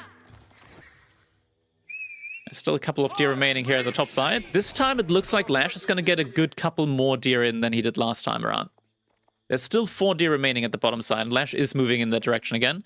A couple of spearmen idle out over here. Should probably move out to the top side or move out to the front side here. Still don't have any archers coming in. Archer range only just now coming up, and the villagers get taken down. One village down. A little bit of a pathing nightmare going on here as well. Oh my god, he's trapped. Villager, second villager going down. This looks a lot more clean for Lash now. Able to take a village lead and still harass on that pit mine. Raresh, though, this time around, looks like we do have a different plan, as we do see the cattle ranch coming in early. So maybe this time it's not going to be a Farimba play. Maybe this time it is going to be a Grand Fulani Corral. And we do have the high trade house coming in behind it. You know, sometimes you can overdo it with villager pulls. 18 villagers here working on that high trade house. Lash, he wants that high trade house up yesterday. That's a lot of workers working on that one. Proof that truly, if you throw enough manpower at a problem, you can solve it every time. Take that, programmers. You just need more junior programmers, and they'll get the job done. That's some Mia Micah level of inefficiency. Damn, Faye. I can't believe you call him out like that. I'll have you know, May typically uses like 26 villagers for the age up. Granted, it's Delhi though, so you can make however many mistakes you want to do and still win games.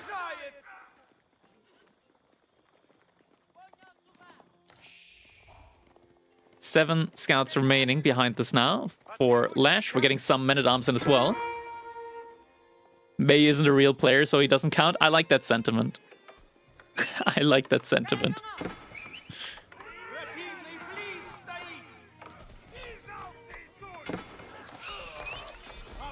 Some Donzon Spearman action still going on. First couple of men-at-arms now coming out. We're also getting some knights in, and behind this, first warrior monk also coming out. So timing's a lot cleaner for Lash. But behind this, Raresh, he's getting in more cattle ranches. Ooh, I would have loved to have the Grand Fulani here on this side, but looks like he's going to go for it over here instead. A little bit further away from TC. Could be dangerous. He needs to keep Lash inside of his base then, else he might not be in a position to safely get his own landmark up. Managed to kill one of the villagers here, though, with the warrior scouts. Pro scouts. The last deer of the map being picked off right now. We still have the... These spearmen have been sitting here for ages. They're just guarding the neutral trade post.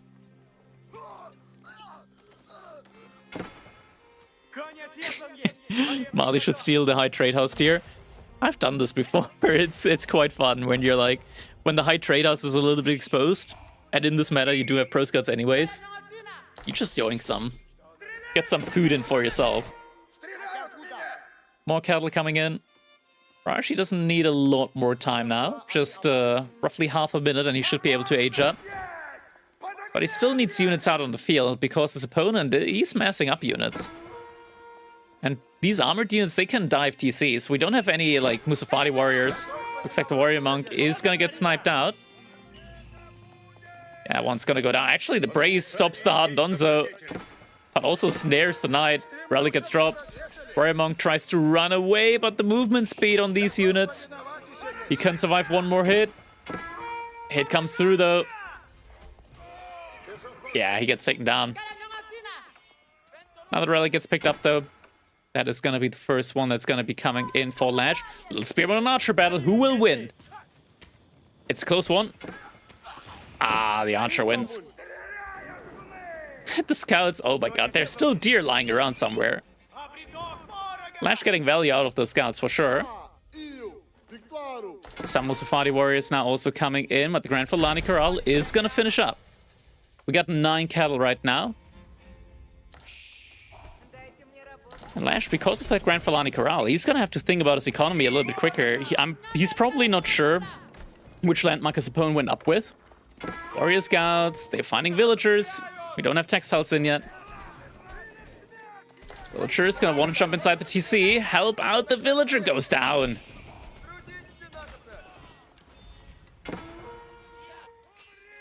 Behind this, some small little raids, but the Musafati warriors, they're not veterans yet, but Lash is going to decide against it. I mean, the men-at-arms are going to die either way. You want to at least, like, deplete some of the HP here, right?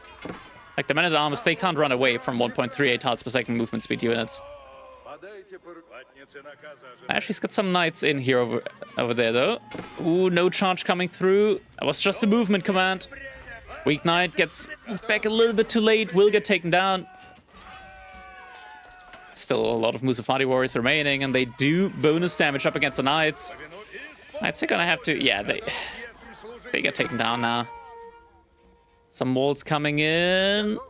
Warrior Monk isn't going for this relic over here. Still will feel some of those Donzos, but the Donzos real themselves, so now Lash knows that they're there. We'll be able to clean them up and start taking that relic. Ooh, but now the villagers that get moved out here in for a rude awakening. Ooh, actually, the relics are all being taken up already. That's gonna be a lot of passive gold this game for... Oh my god, he's trapped! He's actually trapped. Oh my god. No way. But he takes the relic! He gets the relic. That's gonna be all 5 relics in for Lash. Even village account. And now he should start thinking about a TC. Because his opponent does still have that Grand Fulani Corral. So he needs to start scaling in the village department one way or another. That's a pretty good amount of Musafati warriors. Where's Lash military? There it is. Spearmen have been found out. I mean, with the warrior monks, with Saint's Blessing, you can actually, like, do pretty well against them, even with spearmen. Like, a spearman will get bonus armor, they'll get bonus damage in as well. Saint's Blessing is kind of like the equalizer there. Speaking of, Warrior Monk is coming in. He actually doesn't provide the Saint's Blessing to the other Warrior Monk. And Scouts, once again, trying to torch down some buildings here. Will get found out, though. Will get cleaned up. Another pit mine is going to be coming up over here shortly on large gold veins. So that's going to be a good bit more gold coming in for Rarish. He's going to need it because he doesn't have any relics at all. They're all gone. He does have a Musk, but no relics. So that's going to probably have to start thinking about the sacred sites. All right, we do have the stone in the bank right now for Lash, courtesy of that golden gate. We'll need some wood, though, but we do have good wood in... maybe cancel one of the archery ranges and just get the TC up. It's a lot of production buildings at the moment for Lash. Does have a good amount of resource in the bank, so definitely something that he can afford working with. It feels like this time around the strategy from Rarish didn't quite pay off as well. So villagers still on gold, cattle ranches are filling up. Pit mine about to be completed, walls are coming up for Lash. And the second TC now coming in as well. And there's a good amount of deer. Look at that. 1, 2, 3, 4, 5 deer.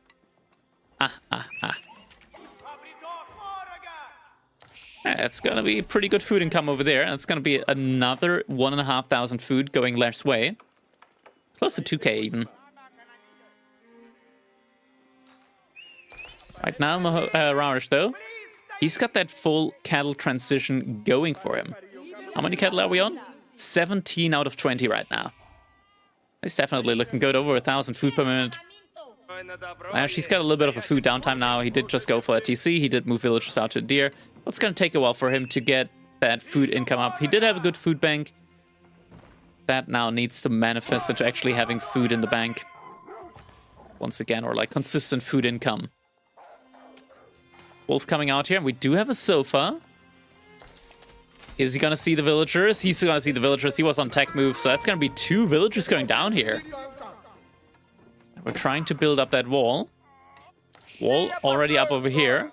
So the Musafadi warriors this time around aren't going to be able to find a way into Lash space, at least not immediately. He didn't hit the wall, though, so Lash doesn't know about this yet. Okay, now he hit the wall. Now Lash knows about it. Lash also taking down the pit mine in the middle. He's now going to retreat with his units, though. He does still have a good amount of crossbows coming in, like all the reinforcements here, and with like TC and outpost defense, he should be able to hold this fairly easily. Army is coming in through middle, though, from Raj as well. Military count fairly even. It's a lot of Musafadi warriors, though. Wall, is it going to go up in time? Is it going to go up in time? It's gonna go up. Yes. Grant, there's still a hole over here, though. We still have 3 warrior monks, so Saint's Blessing is going to play a real role in this next fight. We're getting some archers in now as well. Sofa did manage to sneak his way around. Rarish really good with finding these small little raids, these small little points to be able to engage from. Still fights going on over here. Villagers jumping inside that outpost, but the outpost doesn't actually have any emplacements on it, so not a lot of damage coming in. And Lash, he has to split off his units. Rarish killing a lot of villagers over here. Lash is going to go for the engagement over here now. Wooden Fortress gets taken down, but now Rarish's units are a little bit out of position. Saint's Blessing is going to be coming in. The Spearman, now with a lot more damage, a lot more armor as well, will take less damage from the archers as a consequence. We don't have poison arrows in yet, but Rarish looks like he might be able to get his archers to safety.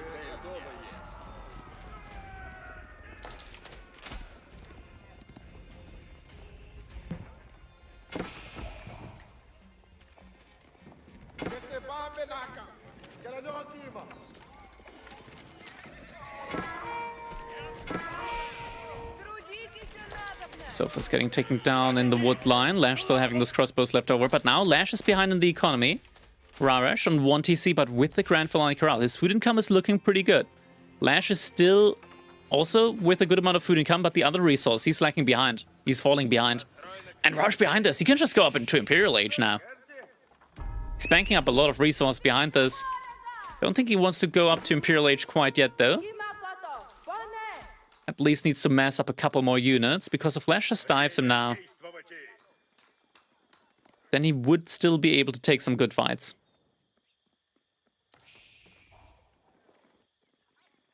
Slow and steady wins the race.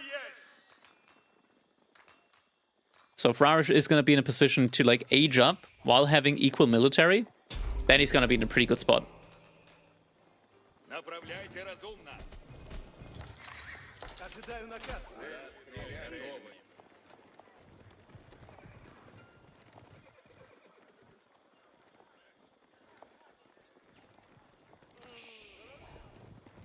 You don't want to go for the Griot Bara here in this situation. You want to go for Sacred Sites, ideally. And with that, you want to go for the Fortress of the Huntress. Also, you got to be able to just stealth up all your infantry. And stealth infantry is pretty good. What's also most important is that the Fortress of the Huntress gives you gives you Musafadi warriors the first strike ability. So after stealth, they do like 30 damage on their, like 30 bonus damage on their first attack. Fight is coming in once again. Saint's Blessing, boosting up all of the front line here from Lash. The archers should actually try and go a little bit closer into melee range, so they also benefit from the Saint's Blessing. Sophas going through. Crossbows are following them. Behind that, even more Sofas coming at the front line. Looks like Rarish just completely reinvested his bank of resource into military units. He's got a lot of them out right now. Lash still cleaning up Sofas behind this. That are going to dive into his base yet again. He's going to be able to find a way to deal with them now, though. Now the big massive archers is through. Up to 54 archers. Yeah, Rarish, he just invested his entire resource bag. He was ready to go up to Imperial Age. Villagers, jumping inside the outpost just in time. Now Rarish, I mean, he's sitting between two wooden fortresses. In theory, that shouldn't be that good for him. And we are getting sprinkled emplacement on both of these outposts in now as well. They're coming in fairly quickly. 30 seconds on those. There's still some Musafati warriors going for raids. That's going to be the first sprinkled emplacement in now. Second one coming in just a moment. Crossbows are going to have to go after the Sofas now. And now Rarish can't stand here with these unarmored units. Do we have any farms in yet? No farms at all. There aren't a lot of deer remaining there as well. Military units raiding Lash's economy. And Lash, we do have the Siege Workshop, so could be looking for Spring Guilds again, potentially. We're not getting any rams in or anything like that at the moment for Rarish. And the Spring Guild placements are certainly doing their job here. Actually, I do need a couple of shots up against the Sofas. Still more villagers going down. Lash actually behind in the worker count. Rarish, he's just been doing such a great job with the raids here. Now also getting some mangonels in.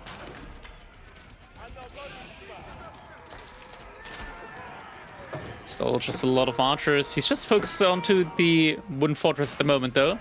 Still Sofas raiding on the angles here. And now with this many torches, the villagers are going to have to run out. Lash, he's not getting the villagers out. Oh, that's all the villagers going to go down. They're running for it, though. They're running for it. 5 villagers making it out alive. Crossbows doing their best. At the front line. The outpost with the emplacement. Also trying. We do have the mangonel in now, though.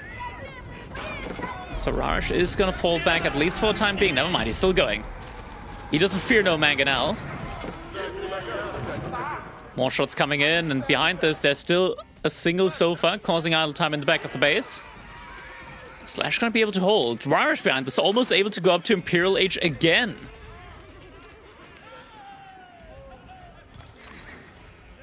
Looking very promising now. For Rarish in this position. Lash is going to take him some more time to be able to get up to the next age, or rather even start with the food transition. He doesn't have any wood behind this.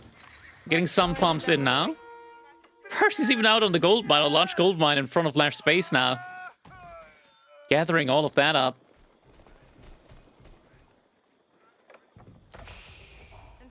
Man, this high trade house just got so much value for Lash throughout this game. What's the Golden Gate looking at? It's actively being used for the farm transition. Once again, Sofa finding some raiding value. Good amount of it as well. Villager stays alive, though. Able to take that one down. And now we're seeing the forward seat. And Rarish once again invested all of his resource. He could have gone up to Imp yet again. But he doesn't want Imperial Age. He wants the kill. He's going for it. More mangonels coming in for Lash, meanwhile. Hovering around the 1,000 food per minute. Rarish now also going for farm transition. Lash once again tries to go for the berries here, but Rarish moving forward yet again. Castle Watch also coming in for Lash. Means that now he's going to see a lot more with the single outpost. He gets a lot of vision. He's got Castle Turret on that outpost as well, so it's actually going to start doing a lot of damage with its shots. Sprinkled in there as well. Villagers should be jumping inside that outpost any moment now. Mangonel defense is coming through. Now Mangonel start exchanging pleasantries. Horsemen get a little volley up. I'm gonna have to be so careful though. Oh, Rarish, he gets the first Mangonel down. Mango is actually getting repaired there by a single villager. shot. It's still gonna go down. Next volley coming in yet again. Gets a good shot on the Archerson as well. Raids once again. The sofas are through. Oh, this is terrible. Lash's food is completely idled. Mangonel still engaging behind this. Lash, he's not looking right now. His attention, it's spread out. He's still behind in the economy. Horseman diving onto that Mangonel though. So he is going to be able to hold the front line, but he needs to send some crossbowmen back here. Raj is just working really hard at just finding these raids, and he's finding them. He is finding these raiding opportunities. He's still looking in a great spot. Once again, he's inching towards that Imperial Age, and he's got a lot of gold behind that. So he can get every single upgrade in. Like, these sofas don't take any damage. Like, they just do not take damage. 7 armor? Like, it takes forever for these units to go down. That's crazy. Once again, looking for more raids. Villagers at the top side, still in the berries. He knows that his opponent doesn't have a great farm transition, or a functioning farm transition at this point, I want to say. Once again, no to Imperial Age, just more and more units. That's been the name of the game here so far. Ooh, he's got to find the villagers. Lash, he's going to lose them. Lash finding some villagers over here on the large gold vein potentially. It's already lost more than half of its gold. Archers are moving in. Finally, first time in the game, Lash finding some village damage here now as well. Able to take down a bunch of them. Leaves the horseman with him. Will now have to move back inside of his base. Up to 4 Mangonels, so good defense there for sure. Raj is not remaking the Mangonels. Raj should really start thinking about a Sacred Side play here. He does have that mosque. He just needs to capture up the Sacred Sides. Get a keep up on them. Man, there's still raids going on. 43 villagers down so far in this game. Like, Lash, at this point, he needs another TC. Jesus Christ, he's finding all the villager kills. Lash, like, we need more walls. I hesitate to say so, but we need more walls, actually. Like, get a separate layer of walls up around there. Around those farms, surround them with walls. Because these sofas, they always find a way in. 16 more in queue now. It's just a stream, an endless stream of units. Now Mass Donzo's coming in as well, and Lash, he doesn't have many archers remaining. So the Massive Donzos, they're going to be a really good meat shield, actually. In this next engagement. If Lash knew about this, he could at least, like... He knows about this. He knows about the Mass Donzos. He could go Sprinkles now.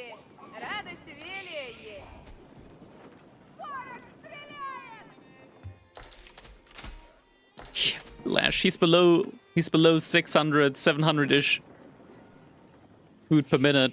Rar sitting at 2.4k.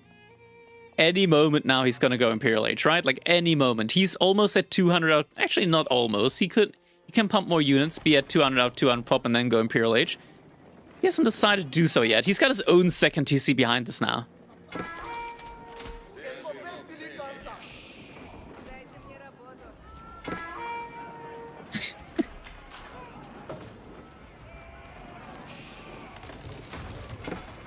Crossbows firing on to... Oh my god, the torches! Sometimes when the melee units attack while they're in the torch animation, and then another unit comes in range, they throw their torches a long distance against units. 5 Mangonels. Lash is gonna have to be really careful about keeping those alive. Crossbows wanna fire. Horde of the Huntress coming in on the gold there as well. Mangonels firing. It's in the choke point. Lashy's exposing one of the Mangonels here. Mangonel shots coming in on those archers. But Rarish getting some good mango shots in as well onto the Mangonels from Lash. And there's still so many Donzos alive. Oh no, they're going down. They're all going down. All the Mangonels from Lash disappear. More coming in from backside. They're a little bit hesitating right now when it comes to what to attack. The spread formation on the archers being good enough here. Crossbow still kiting backwards. Sofa Mass, for the most part, has been depleted, but now with the Imperial Age on the way, Like, this is looking really good right now for Arash.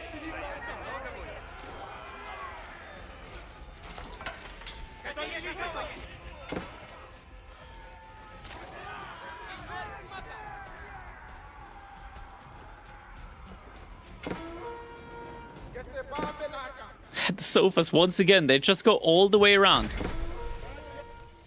Rush, he's just sending them all the way around. And now Imperial Age is through. Port of the Huntress has come in, does secure this Gold Vein. Gold Vein over here also still secured, or rather very far in the back of Rash's base. So hard for Lash to get to. Lash's food income is starting to look a bit better. He is still on that 5 relic count. He gets a lot of passive gold from the high traders as well. Could get more passive gold if he just sneaks some hunting cabins out around here. He's actually struggling for wood. There are still stealth forests that he can go onto, in theory, but not really the best thing that you want to go for. Rash, he had like 5,000 gold in the bank. Now it's all gone. It's all flooding into upgrades that are coming in. All the elite upgrades coming through for him. Lash now getting some sprinkles in, but military count not looking too hot. Not looking too hot at all. Elite Don's upgrade coming in as well. And this might be it. This might be it. All of these elite upgrades, it's just too much. It's just too much to hold against. Elite upgrade in on these archers now as well. Horseman coming in from backline, but Donzo's there to meet them. Sofa now with elite as well. They're just running through. Spreading out the military force from Lash. It's not a lot. And it being spread out just means that he's not going to be able to defend here. But yeah, really well played by Raresh. And GG has to get called. Raresh now with the first point on the board.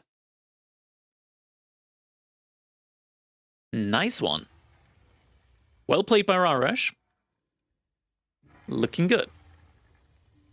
Looking good indeed. So we're going to be taking a look at the set here so far. Current game, that was Rus up against Malians, and the Malians were victorious.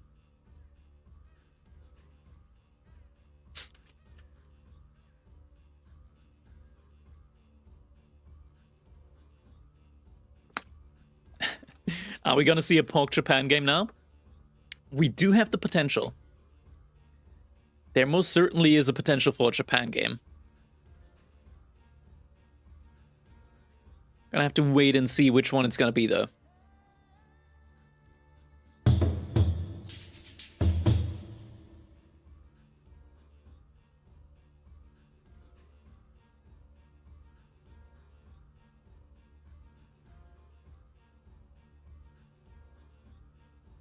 All right, players are currently drafting, I'm assuming. I'm quickly gonna check. See if the draft's already going. Nope, they're not in the draft yet, so we're gonna give them a little bit more time. Japan is the one civ that I know sucks ass outside hybrid maps, but I still enjoy playing just for the voice lines and music. I wouldn't say that they suck ass. They're a bit limited when it comes to their strategies. But overall, like, yeah, they don't rank at the top right now, mainly because they don't synergize that well with Pro Scouts in the current meta. If they synergize more with Pro Scouts, maybe there is a way to play them in a Pro Scout meta. But yeah, I mean, English suffers from the same issue, right? Like, English also, they're not good at the moment in pro play.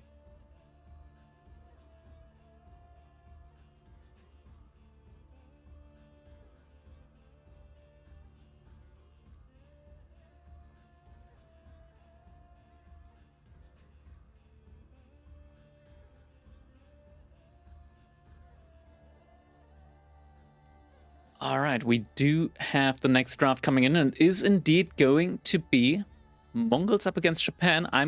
With this matchup, are they going to play Himeyama again, or is that Kelauger? Because this draft could actually be working in for both. It's 5 a.m. here in China. I really need to go to sleep, but the two players are making good games. Oh, I get that. I get that. I'm also tired right now, and it's only 10 p.m. for me, but I'm an early bird. I was working already today, wake up early in the morning. So this is eating into my bedtime time right about now.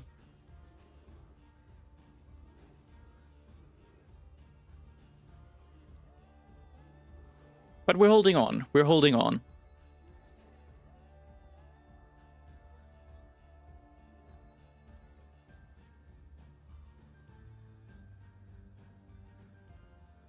We've also got some awesome stuff prepared behind the scenes, or rather are in the progress of preparing some awesome stuff behind the scenes for the stream.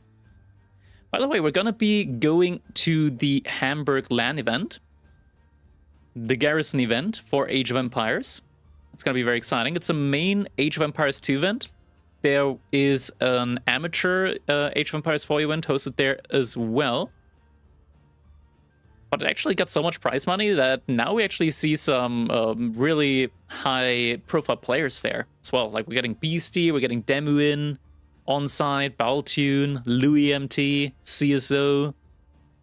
It's quite exciting. Cat's gonna be there as well. I know Core is coming. That's gonna be awesome. Lash is gonna be on site to cast that one in German as well. It's all organized by Rising Empires in cooperation with Being Esports, who do provide the venue and who will be casting the main event that is gonna be for AoE 2 there. That's very exciting. Louis said he would come. Yeah, he did. He is gonna come. It was a little bit uncertain there for just a moment. Wait, did they forget to enable observers? No, okay, it's working now. Okay, for a second I was like, wait, did they not enable observers? But they did. All right, no, never mind. It is going to be Kalogger. It is going to be Kalogger. I didn't see the map. So we are going to be getting Mongols up against Japan there. You're only going to see the graphic for a little second because we are going to be jumping right into that one. All right, let's jump in. I hope someone buys one of those Christmas-themed antler hats and gives them to B at the LAN. I don't think he's there. I don't think B's gonna be there. Louis sucks at speaking English. I think he's improved his English, at least when it comes to writing. I'm not sure about speaking, though.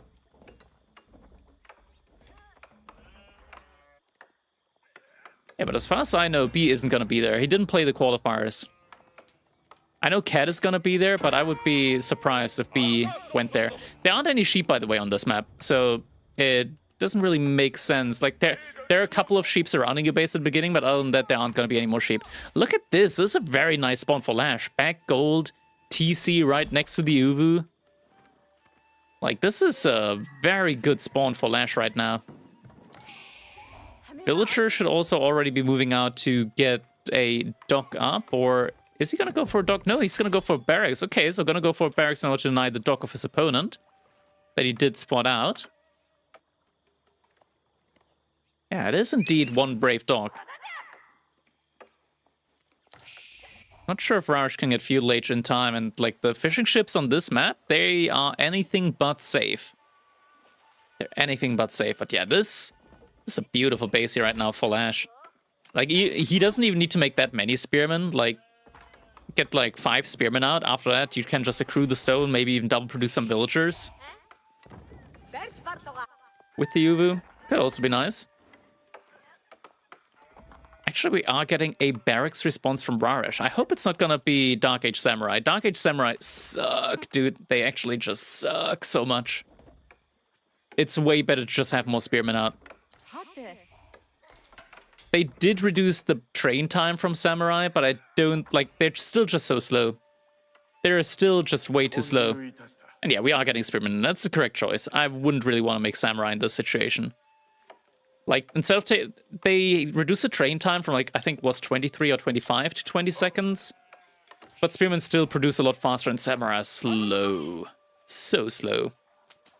Villager is gonna have to move back, cause the Khan, you know, steady droplets will still destroy any stone, so that villager is potentially going down if he just stays there. Thanks for reminding me, Gully. We do need to adjust the score command. Let's quickly do that.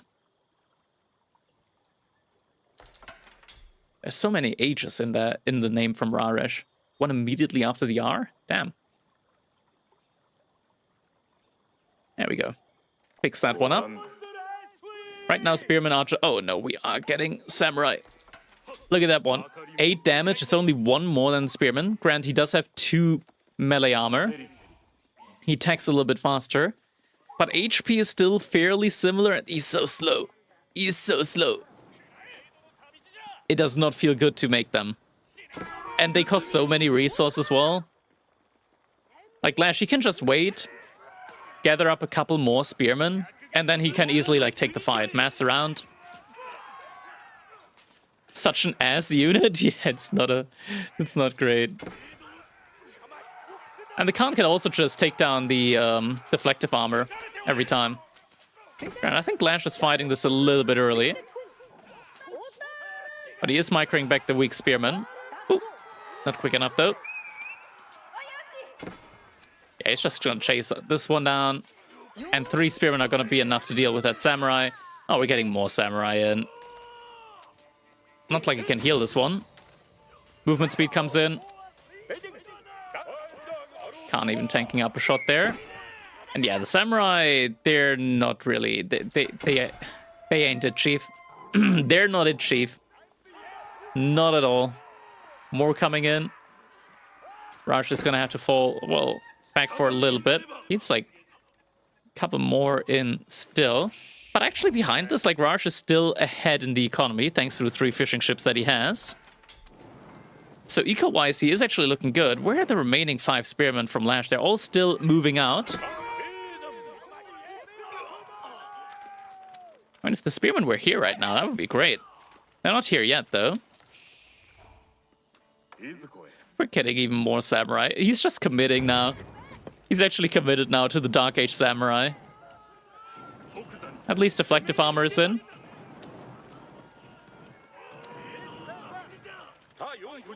It's funny, there we go. Khan triggers the deflective armor. Focus on to the next one. 3rd samurai. Another barracks. They're cheaper now. Only 75 wood. They're really cheap now.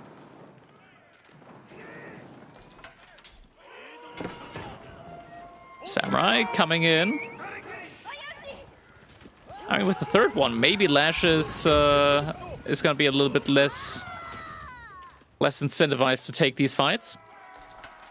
He can actually get the +1 damage upgrade, but it costs stone, right? And that's not something that you have immediately. Actually, it did get buffed. It doesn't cost as many resources anymore. This fight is actually starting to turn against Lash here. Some of the spearmen are focusing the wolf there.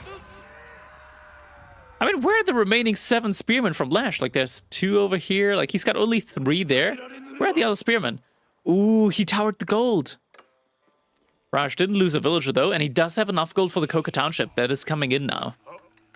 Deerstone's also coming in for Lash behind this, but behind this, Raresh, he kept his fishing ships alive. He is ahead economically. I think Lash just didn't commit fully to taking down the dock. Can't get taken down. Spearmen are gonna have to run away over there. Lash is starting to burn down the forge here at the very least. I think, nah, you probably can't range that one. Maybe, actually, there's no elevation, so maybe you can, like, get 1 or 2 spearmen onto that farmhouse.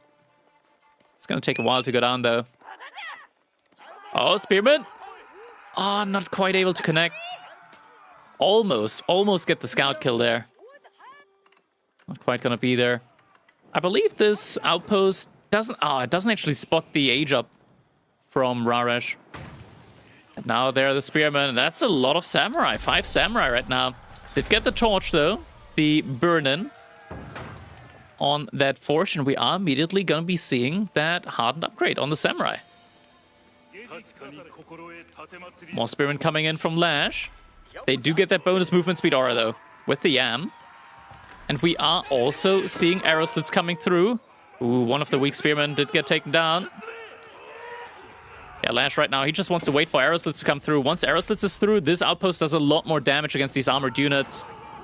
Arrow slits is through now. He just wants to distract as much as possible. Might be overcommitting here a little bit. Still a lot of samurai right now. Oh, we're getting the shinobi as well. Sabotage greatly lowers the HP on that outpost. Now Spearman now gonna have to retreat. What are we getting in now? Like right now, I want to say Mangudai. Get some Mangudai in. Lash did add in his own dog. Means that he doesn't have a lot of food though. Oh, he added in another dog up there as well. Okay, double dog. Lash does need to catch up a little bit in that regard. He gets an outpost up in the back. Oh my god, so sneaky. So sneaky. And now another junk here as well. He's gonna get water control and deny the gold potentially from Raresh. The Spearmen, they're gonna walk around. They gotta find the outpost. Oh my god, this is gonna be great. Lash, you should immediately get the arrow slits in placement. It's coming in. He's got the potential to take down some villagers here. Does Raresh know about this? He does not. He doesn't have a clue about this. And now he wants to go do some damage to his opponent. Lash, he is getting an outpost up over here as well. And worst case scenario, he can move this TC a little bit down there. Defend that up as well. And there we go. Oh, Lash, he didn't wait for the emplacement. He's not getting a villager kill. If he just waited for the emplacement, for the arrow slits emplacement before he put the Spearman inside, that would have been even better. Samurai have been upgraded to hardened. Villagers jumping inside the outpost. There we go. Jumped inside. Doesn't look like it's gonna be enough. And Raj, he is able to secure the gold at the front again. Castle Age looks inevitable at this point in time. Arrow slits emplacement is not gonna be it here, or at least not gonna be in time. Lash isn't gonna try and repair the outpost.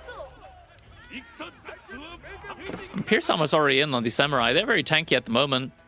Yeah, Lash, he's gonna need some Keshiks, but this is gonna further delay him from the age up, right? Is gonna get the dog down, though. And the Samurai transition has been working out quite well for Raresh. I don't even think that he's gonna need to go for... I don't even think that he needs to go for, like, Mounted Samurai. Maybe just continue pumping out Samurai in the in Castle Age. It's already got 2 barracks, right? Not that they cost a lot to make at the moment for Japan. Lots of food in the bank as well, courtesy of having those fast-gathering berries here. Keshiks did just come in now. Lash, he's lacking a little bit in the food department. He is moving out now to the shoreline fish. It's time to get some more fishing ships up here as well. That's going to be a lot of fast-gathered food. Just means that he's going to expire this pretty quickly. But there's still more food to be had, right? Like, we still have shoreline fish over here that he could go on to. Now the H-up is coming through, and it looks like we are actually getting that stable in. So Mounted Samurai will be the game plan. We're getting some archery range. Actually, archery range is getting cancelled instead. Ooh, what's he doing? Okay, we're getting a pasture. Double pasture underneath the Uvu. Some Keshiks still trying to do damage here, but there's a lot of Samurai. Not upgraded yet, but should be coming in soon. Mubenaman could also be on the menu now, as we did reach that first Daimyo Manor. Upgrade on the TC. Now, first man Samurai is gonna move out on the map. Where's Slash going? He is moving over to Deer. That's a little bit dangerous because your opponent will see through the fog of war when the Deer get taken. Also, he's gonna start taking the relic, and that's close to the Deer.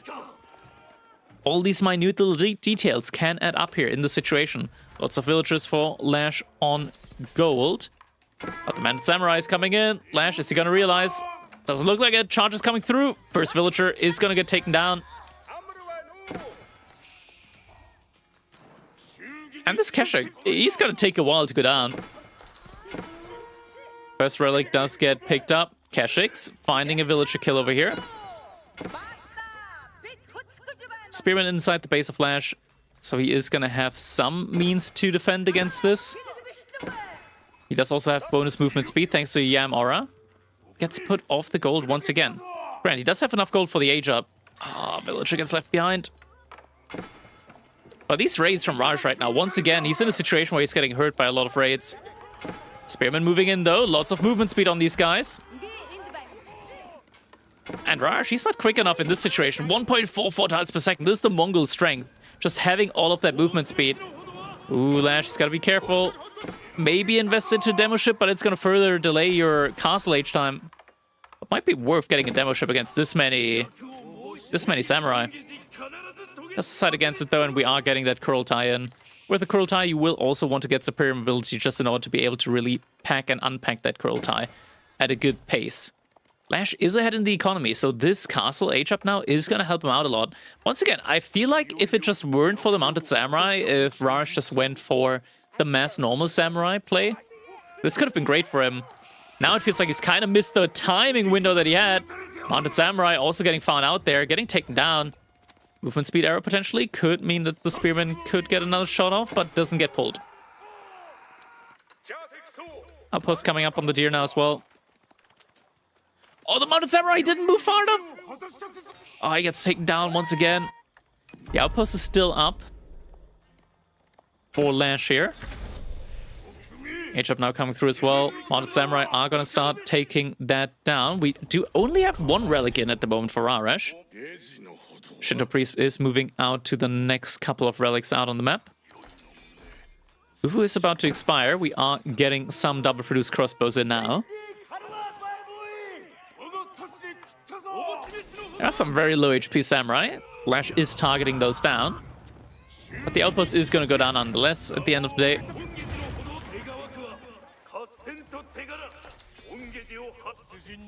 Ooh, these aren't getting found out at the moment, but Lash should see them once they enter this line of sight here. Sees one of them. Sees two of them. He does have two outposts, but 12 villages means that two can, in theory, go down here potentially. Let's see, does he realize? Two villagers, they move away. And now the rest can jump inside the outpost. Slash making sure all those villagers are going to stay alive. And now going for a raid with those spearmen. Oh, this is gonna suck. Look at this, the Khan, he's gonna hit the house. Oh, he doesn't hit the... Oh, good thinking there from Lash. Pulling the Khan back. And now the spearmen in position, He's gonna be able to kill some villagers here. Oh, the berry bush just expired.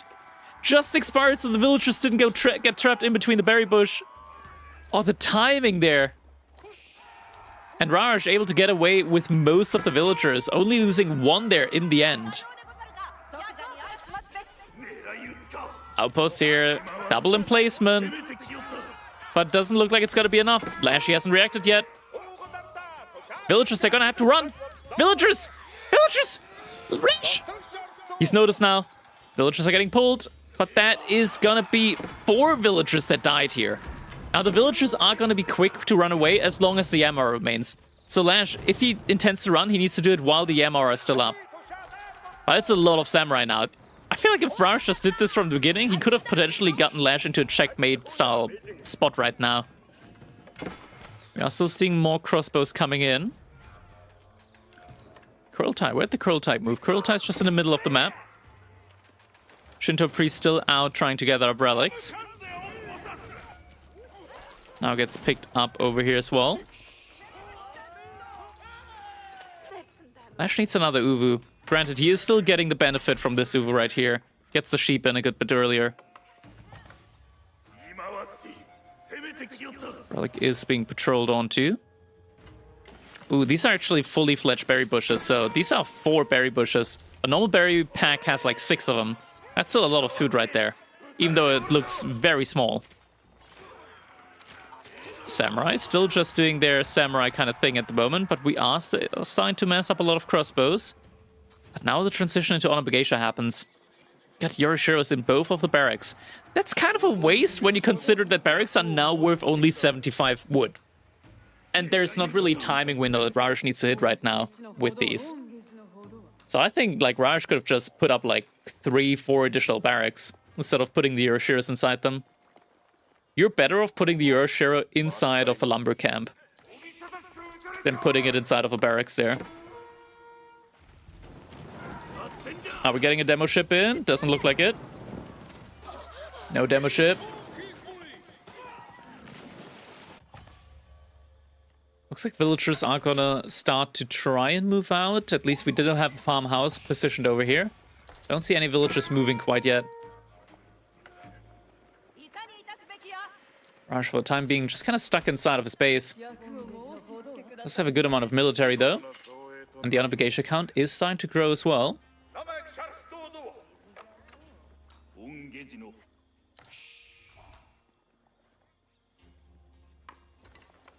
Ooh, the Mounted Samurai raids is still going. Raj is so good with being able to just navigate these Mounted Samurai into the base of his opponent. I want to say Lash should have had vision on this one. Grant, though, not at the bottom here. Oh, and the Mounted... It's so many Samurai now. They can take the dock down in no time. Now it's too late for the explosive junk. Yeah, stock is gonna go down. Grant, there wasn't that much shoreline fish remaining. At the same time, Keshik also going for a raid yet again. Maybe not. Maybe not. Lash is starting to inch forward. He does have a Kurultai, but the unit count just doesn't feel quite as impressive. He's getting a lot of wood in. A potentially viable strategy here for Lash would be a fast Imperial. Oh, he doesn't have any gold. So he's moving out with a lot of villagers now onto that. He does have a good amount of pastures in right now, so he should be having good enough food income to start producing some more units here. We are seeing some Keshiks. Keshiks are going to do great as a front line. Don't forget, the Samurai, they do bonus damage up against infantry, so you don't really want to make infantry up against them. We're even getting some Yumi Ashigaru archers in now. Yeah, Lash, this is not something that he wants to fight quite yet. And if at all he wants to fight, then at least let it be underneath the outpost, the MR as well. That way he's going to be able to count the veteran Samurai and also just kite way better against the Armed Geisha than he would be right now. It's running inside of the influence. There we go. When the crossbows are a lot faster like this than the Samurai, then you're going to have a way easier time when it comes to kiting. But this is still not looking that great right now. Lashy's got a lot of food in the bank. Not a lot of gold. Villagers, they're going to have to evacuate inside the outpost again. Attack speed arrow is coming in, but there's still a lot of units. Lash is kiting back. Is able to kite at least somewhat effectively here, just thanks to the Yam aura. But he's still missing gold. He doesn't have any more units in production. Are getting more Keshiks in. Some Keshiks are coming in. Does he have a market? If Lash has a market, doesn't have any crossbows in queue right now. He did manage to get back out onto the gold here. Single Samurai remaining. Now the outposts are in danger. Villagers are going to have to evacuate once again. Jumping inside. One villager is going far. Now the Yumi archers are going to be here as well. Got a brave villager out here as well. Trying to go for the gold at the front lines. Villager is getting trapped at least a little bit. Keshik's now coming through as well. And the front line's pretty much gone right now from Raj. But Raj, he's got such a large resource bank now. He can go for a huge farm transition. How does he have that much wood? How did he save up that much wood? We are indeed just getting a ton more farms in now. I'm not sure why, but he's only gathered up 2 relics. He still had Shinto priests, and so maybe a little bit of idle time there when it came to just trying to go for the relics. Yeah, more and more farms coming in now. Granted, these aren't really in range of the TC. Maybe he could go for another TC here in the back, but also protect the gold mine. And there's only 2k left, but still 2,000 gold's 2,000 gold. Never gonna say no to that. It's also that kind of time where I would personally just delete these barracks. You're gonna get the Yoroshiros back, delete the stable as well. You got enough wood to just drop down 10 barracks. You can make up for this, but this spot around the Daimyo Palace, you want to have for farms. Keshik in the back is gonna get taken down. Lash doesn't have any PS armor upgrades yet. First one is coming in now that he's noticed that his opponent is starting to make archers. Sacred Site is getting stopped, at least the capturing is getting stopped there. Economy's looking pretty even at the moment. But yeah, we still don't have a refresher on the Uwu for Lash. He is still boosting up the pastures here, so the pastures still produce the sheep quite a bit faster than it would usually do. Like 1 minute 10 seconds here with the pasture underneath the Uwu, and normally it's 1 minute 50, so you're saving like 40 seconds there, which is quite good. Get a good amount of Keshiks in now. Raj is responding with Spearmen. Lash did get the +2 melee armor upgrade. So that means that the Onimusha aren't that effective right now. We're getting Onimushas now. Archer ranges are starting to get burnt down, though. We're up to 15 Keshiks now. That's a lot more Keshiks coming in. Lash, his food income right now. It's looking good. Raj's one as well. He's got a lot of resource still left over in the bank, but because they are in the bank, that means they're not out on the field. That means more archer rangers can get burned now. And if the archer rangers are getting burned, then there's not going to be any Onimushas coming out. Spearman going for the attack. Crossbowman did get nerfed against Spearman, but the Kurultai still kind of makes up for that. But this many archers now. Yeah, this is... In theory, I think there's still a fight that Lash could take. He's got enough Keshiks there to take down the Spearman. Cheeky demo ship. Tries to go for a snipe there. But yeah, with this many Keshiks, like, you don't care about, like, the 5 Spearmen here. You can just take the engagement. There's a couple more Spearmen now, though. This might be less of an engagement that you want to take. Now the front line is actually substantial. We do still have that explosive junk, though. Ooh, explosive junk. Ah, gets pulled before, though. Yeah, he's onto him. Raj is onto what Lash is trying there with the explosive ship. I think right now Lash should probably just go for Imperial Age. Get the Kaganet in. Just harass and raid with the Keshiks in the meantime. Get the Kaganet in. Go mass Mangudai. Like, Mangudai is the strongest unit in Imperial Age for the Mongols. Like, they just scale so well with upgrades. Except we're getting archers in now. Doesn't feel that great. Archer's gonna have to fall back with the demo ship. Doesn't quite get the connection in, though. Crossbows, they're getting left behind. Actually wants to run away there. Doesn't want to take that fight. Yeah, this is the correct call. Just go for the raids now. Still, I wish that Lash would just go Imperial Age now, at this point in time. I think legitimately Imperial Age Mongols with Kaganet, like, you get so many units out. Kaganet's worth like 700-ish resource per minute. Oh, but Raj, he's just pushing forward now. He's pushing forward, outpost. They're getting taken down very quickly now. And the Keshiks aren't the ideal answer. Lash, he's further cementing himself in the Sage now. No play onto the relics from him yet either. There's still 3 relics out there on the map. Lots of idle villages now. Kurultai didn't get taken down, so it's still in play. There are some villager kills coming in right about now, though, as well. Overall, I want to say, like, Lash isn't in the best situation right now. It's so much military, up to 90 military here from his opponent. Granted, it's not very high-value military, mostly Spearmen and Yumi archers. But now Rarash is flooding with good quality mass as well. More veteran samurai are coming in. Ash, he's got a lot of food. He just needs the gold. He needs the gold to go up to Imperial Age. If you're able to get, like, some Nest of Bees in, that could all work well. But right now, he's on a timing window to, like, mass a sufficient response. We're getting some more barracks in.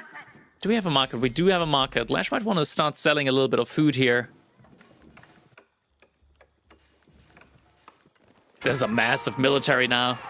Yeah, Lash, he has to fall back. He's got half the military that his opponent does. And these small little engagements where he's just inching forward, he's just trickle losing military behind this now. He will just want to run back. Kurultai also will want to retreat with him, though. Yeah, this just isn't enough military for him. Has to fall back further and further. So some reinforcements over here. More men-at-arms in queue. They're going to be a decent front line, I want to say, but there's so many veteran samurai in now. Some Onimusha as well. Oh, this is it. Lash is running further away from his base. Kurultai isn't going to be able to position itself over here. And that is it. GG gets called. Rarash with the clean 2-0 victory is going to take the set. So that means that we do have that 3rd place cemented now as well. Damn, GG. GG. Very fun event. Very, very fun tournament. Remember when we could make 1 mango and hold this? Yeah, that wouldn't have been a fun situation, right? But like so many units there out from Rarash. so many times I just didn't expect him to stick it out in the Castle Age, but he just doesn't like Imperial Age from the looks of it. That's fairly interesting to see. All right, nice one. Nice one. All right, fellas, that is going to be it for me. I'm tired. I'm gonna head off for the day. I will be sending you guys over to... Where will we be sending you guys over to? Lash, I'm guessing that was his last game as well. HackTV, they're still casting this one. They're a little bit behind on replay, but it's about to end there as well. I'm gonna be sending you guys over to Meowasis. There we go. That's gonna be our raiding target.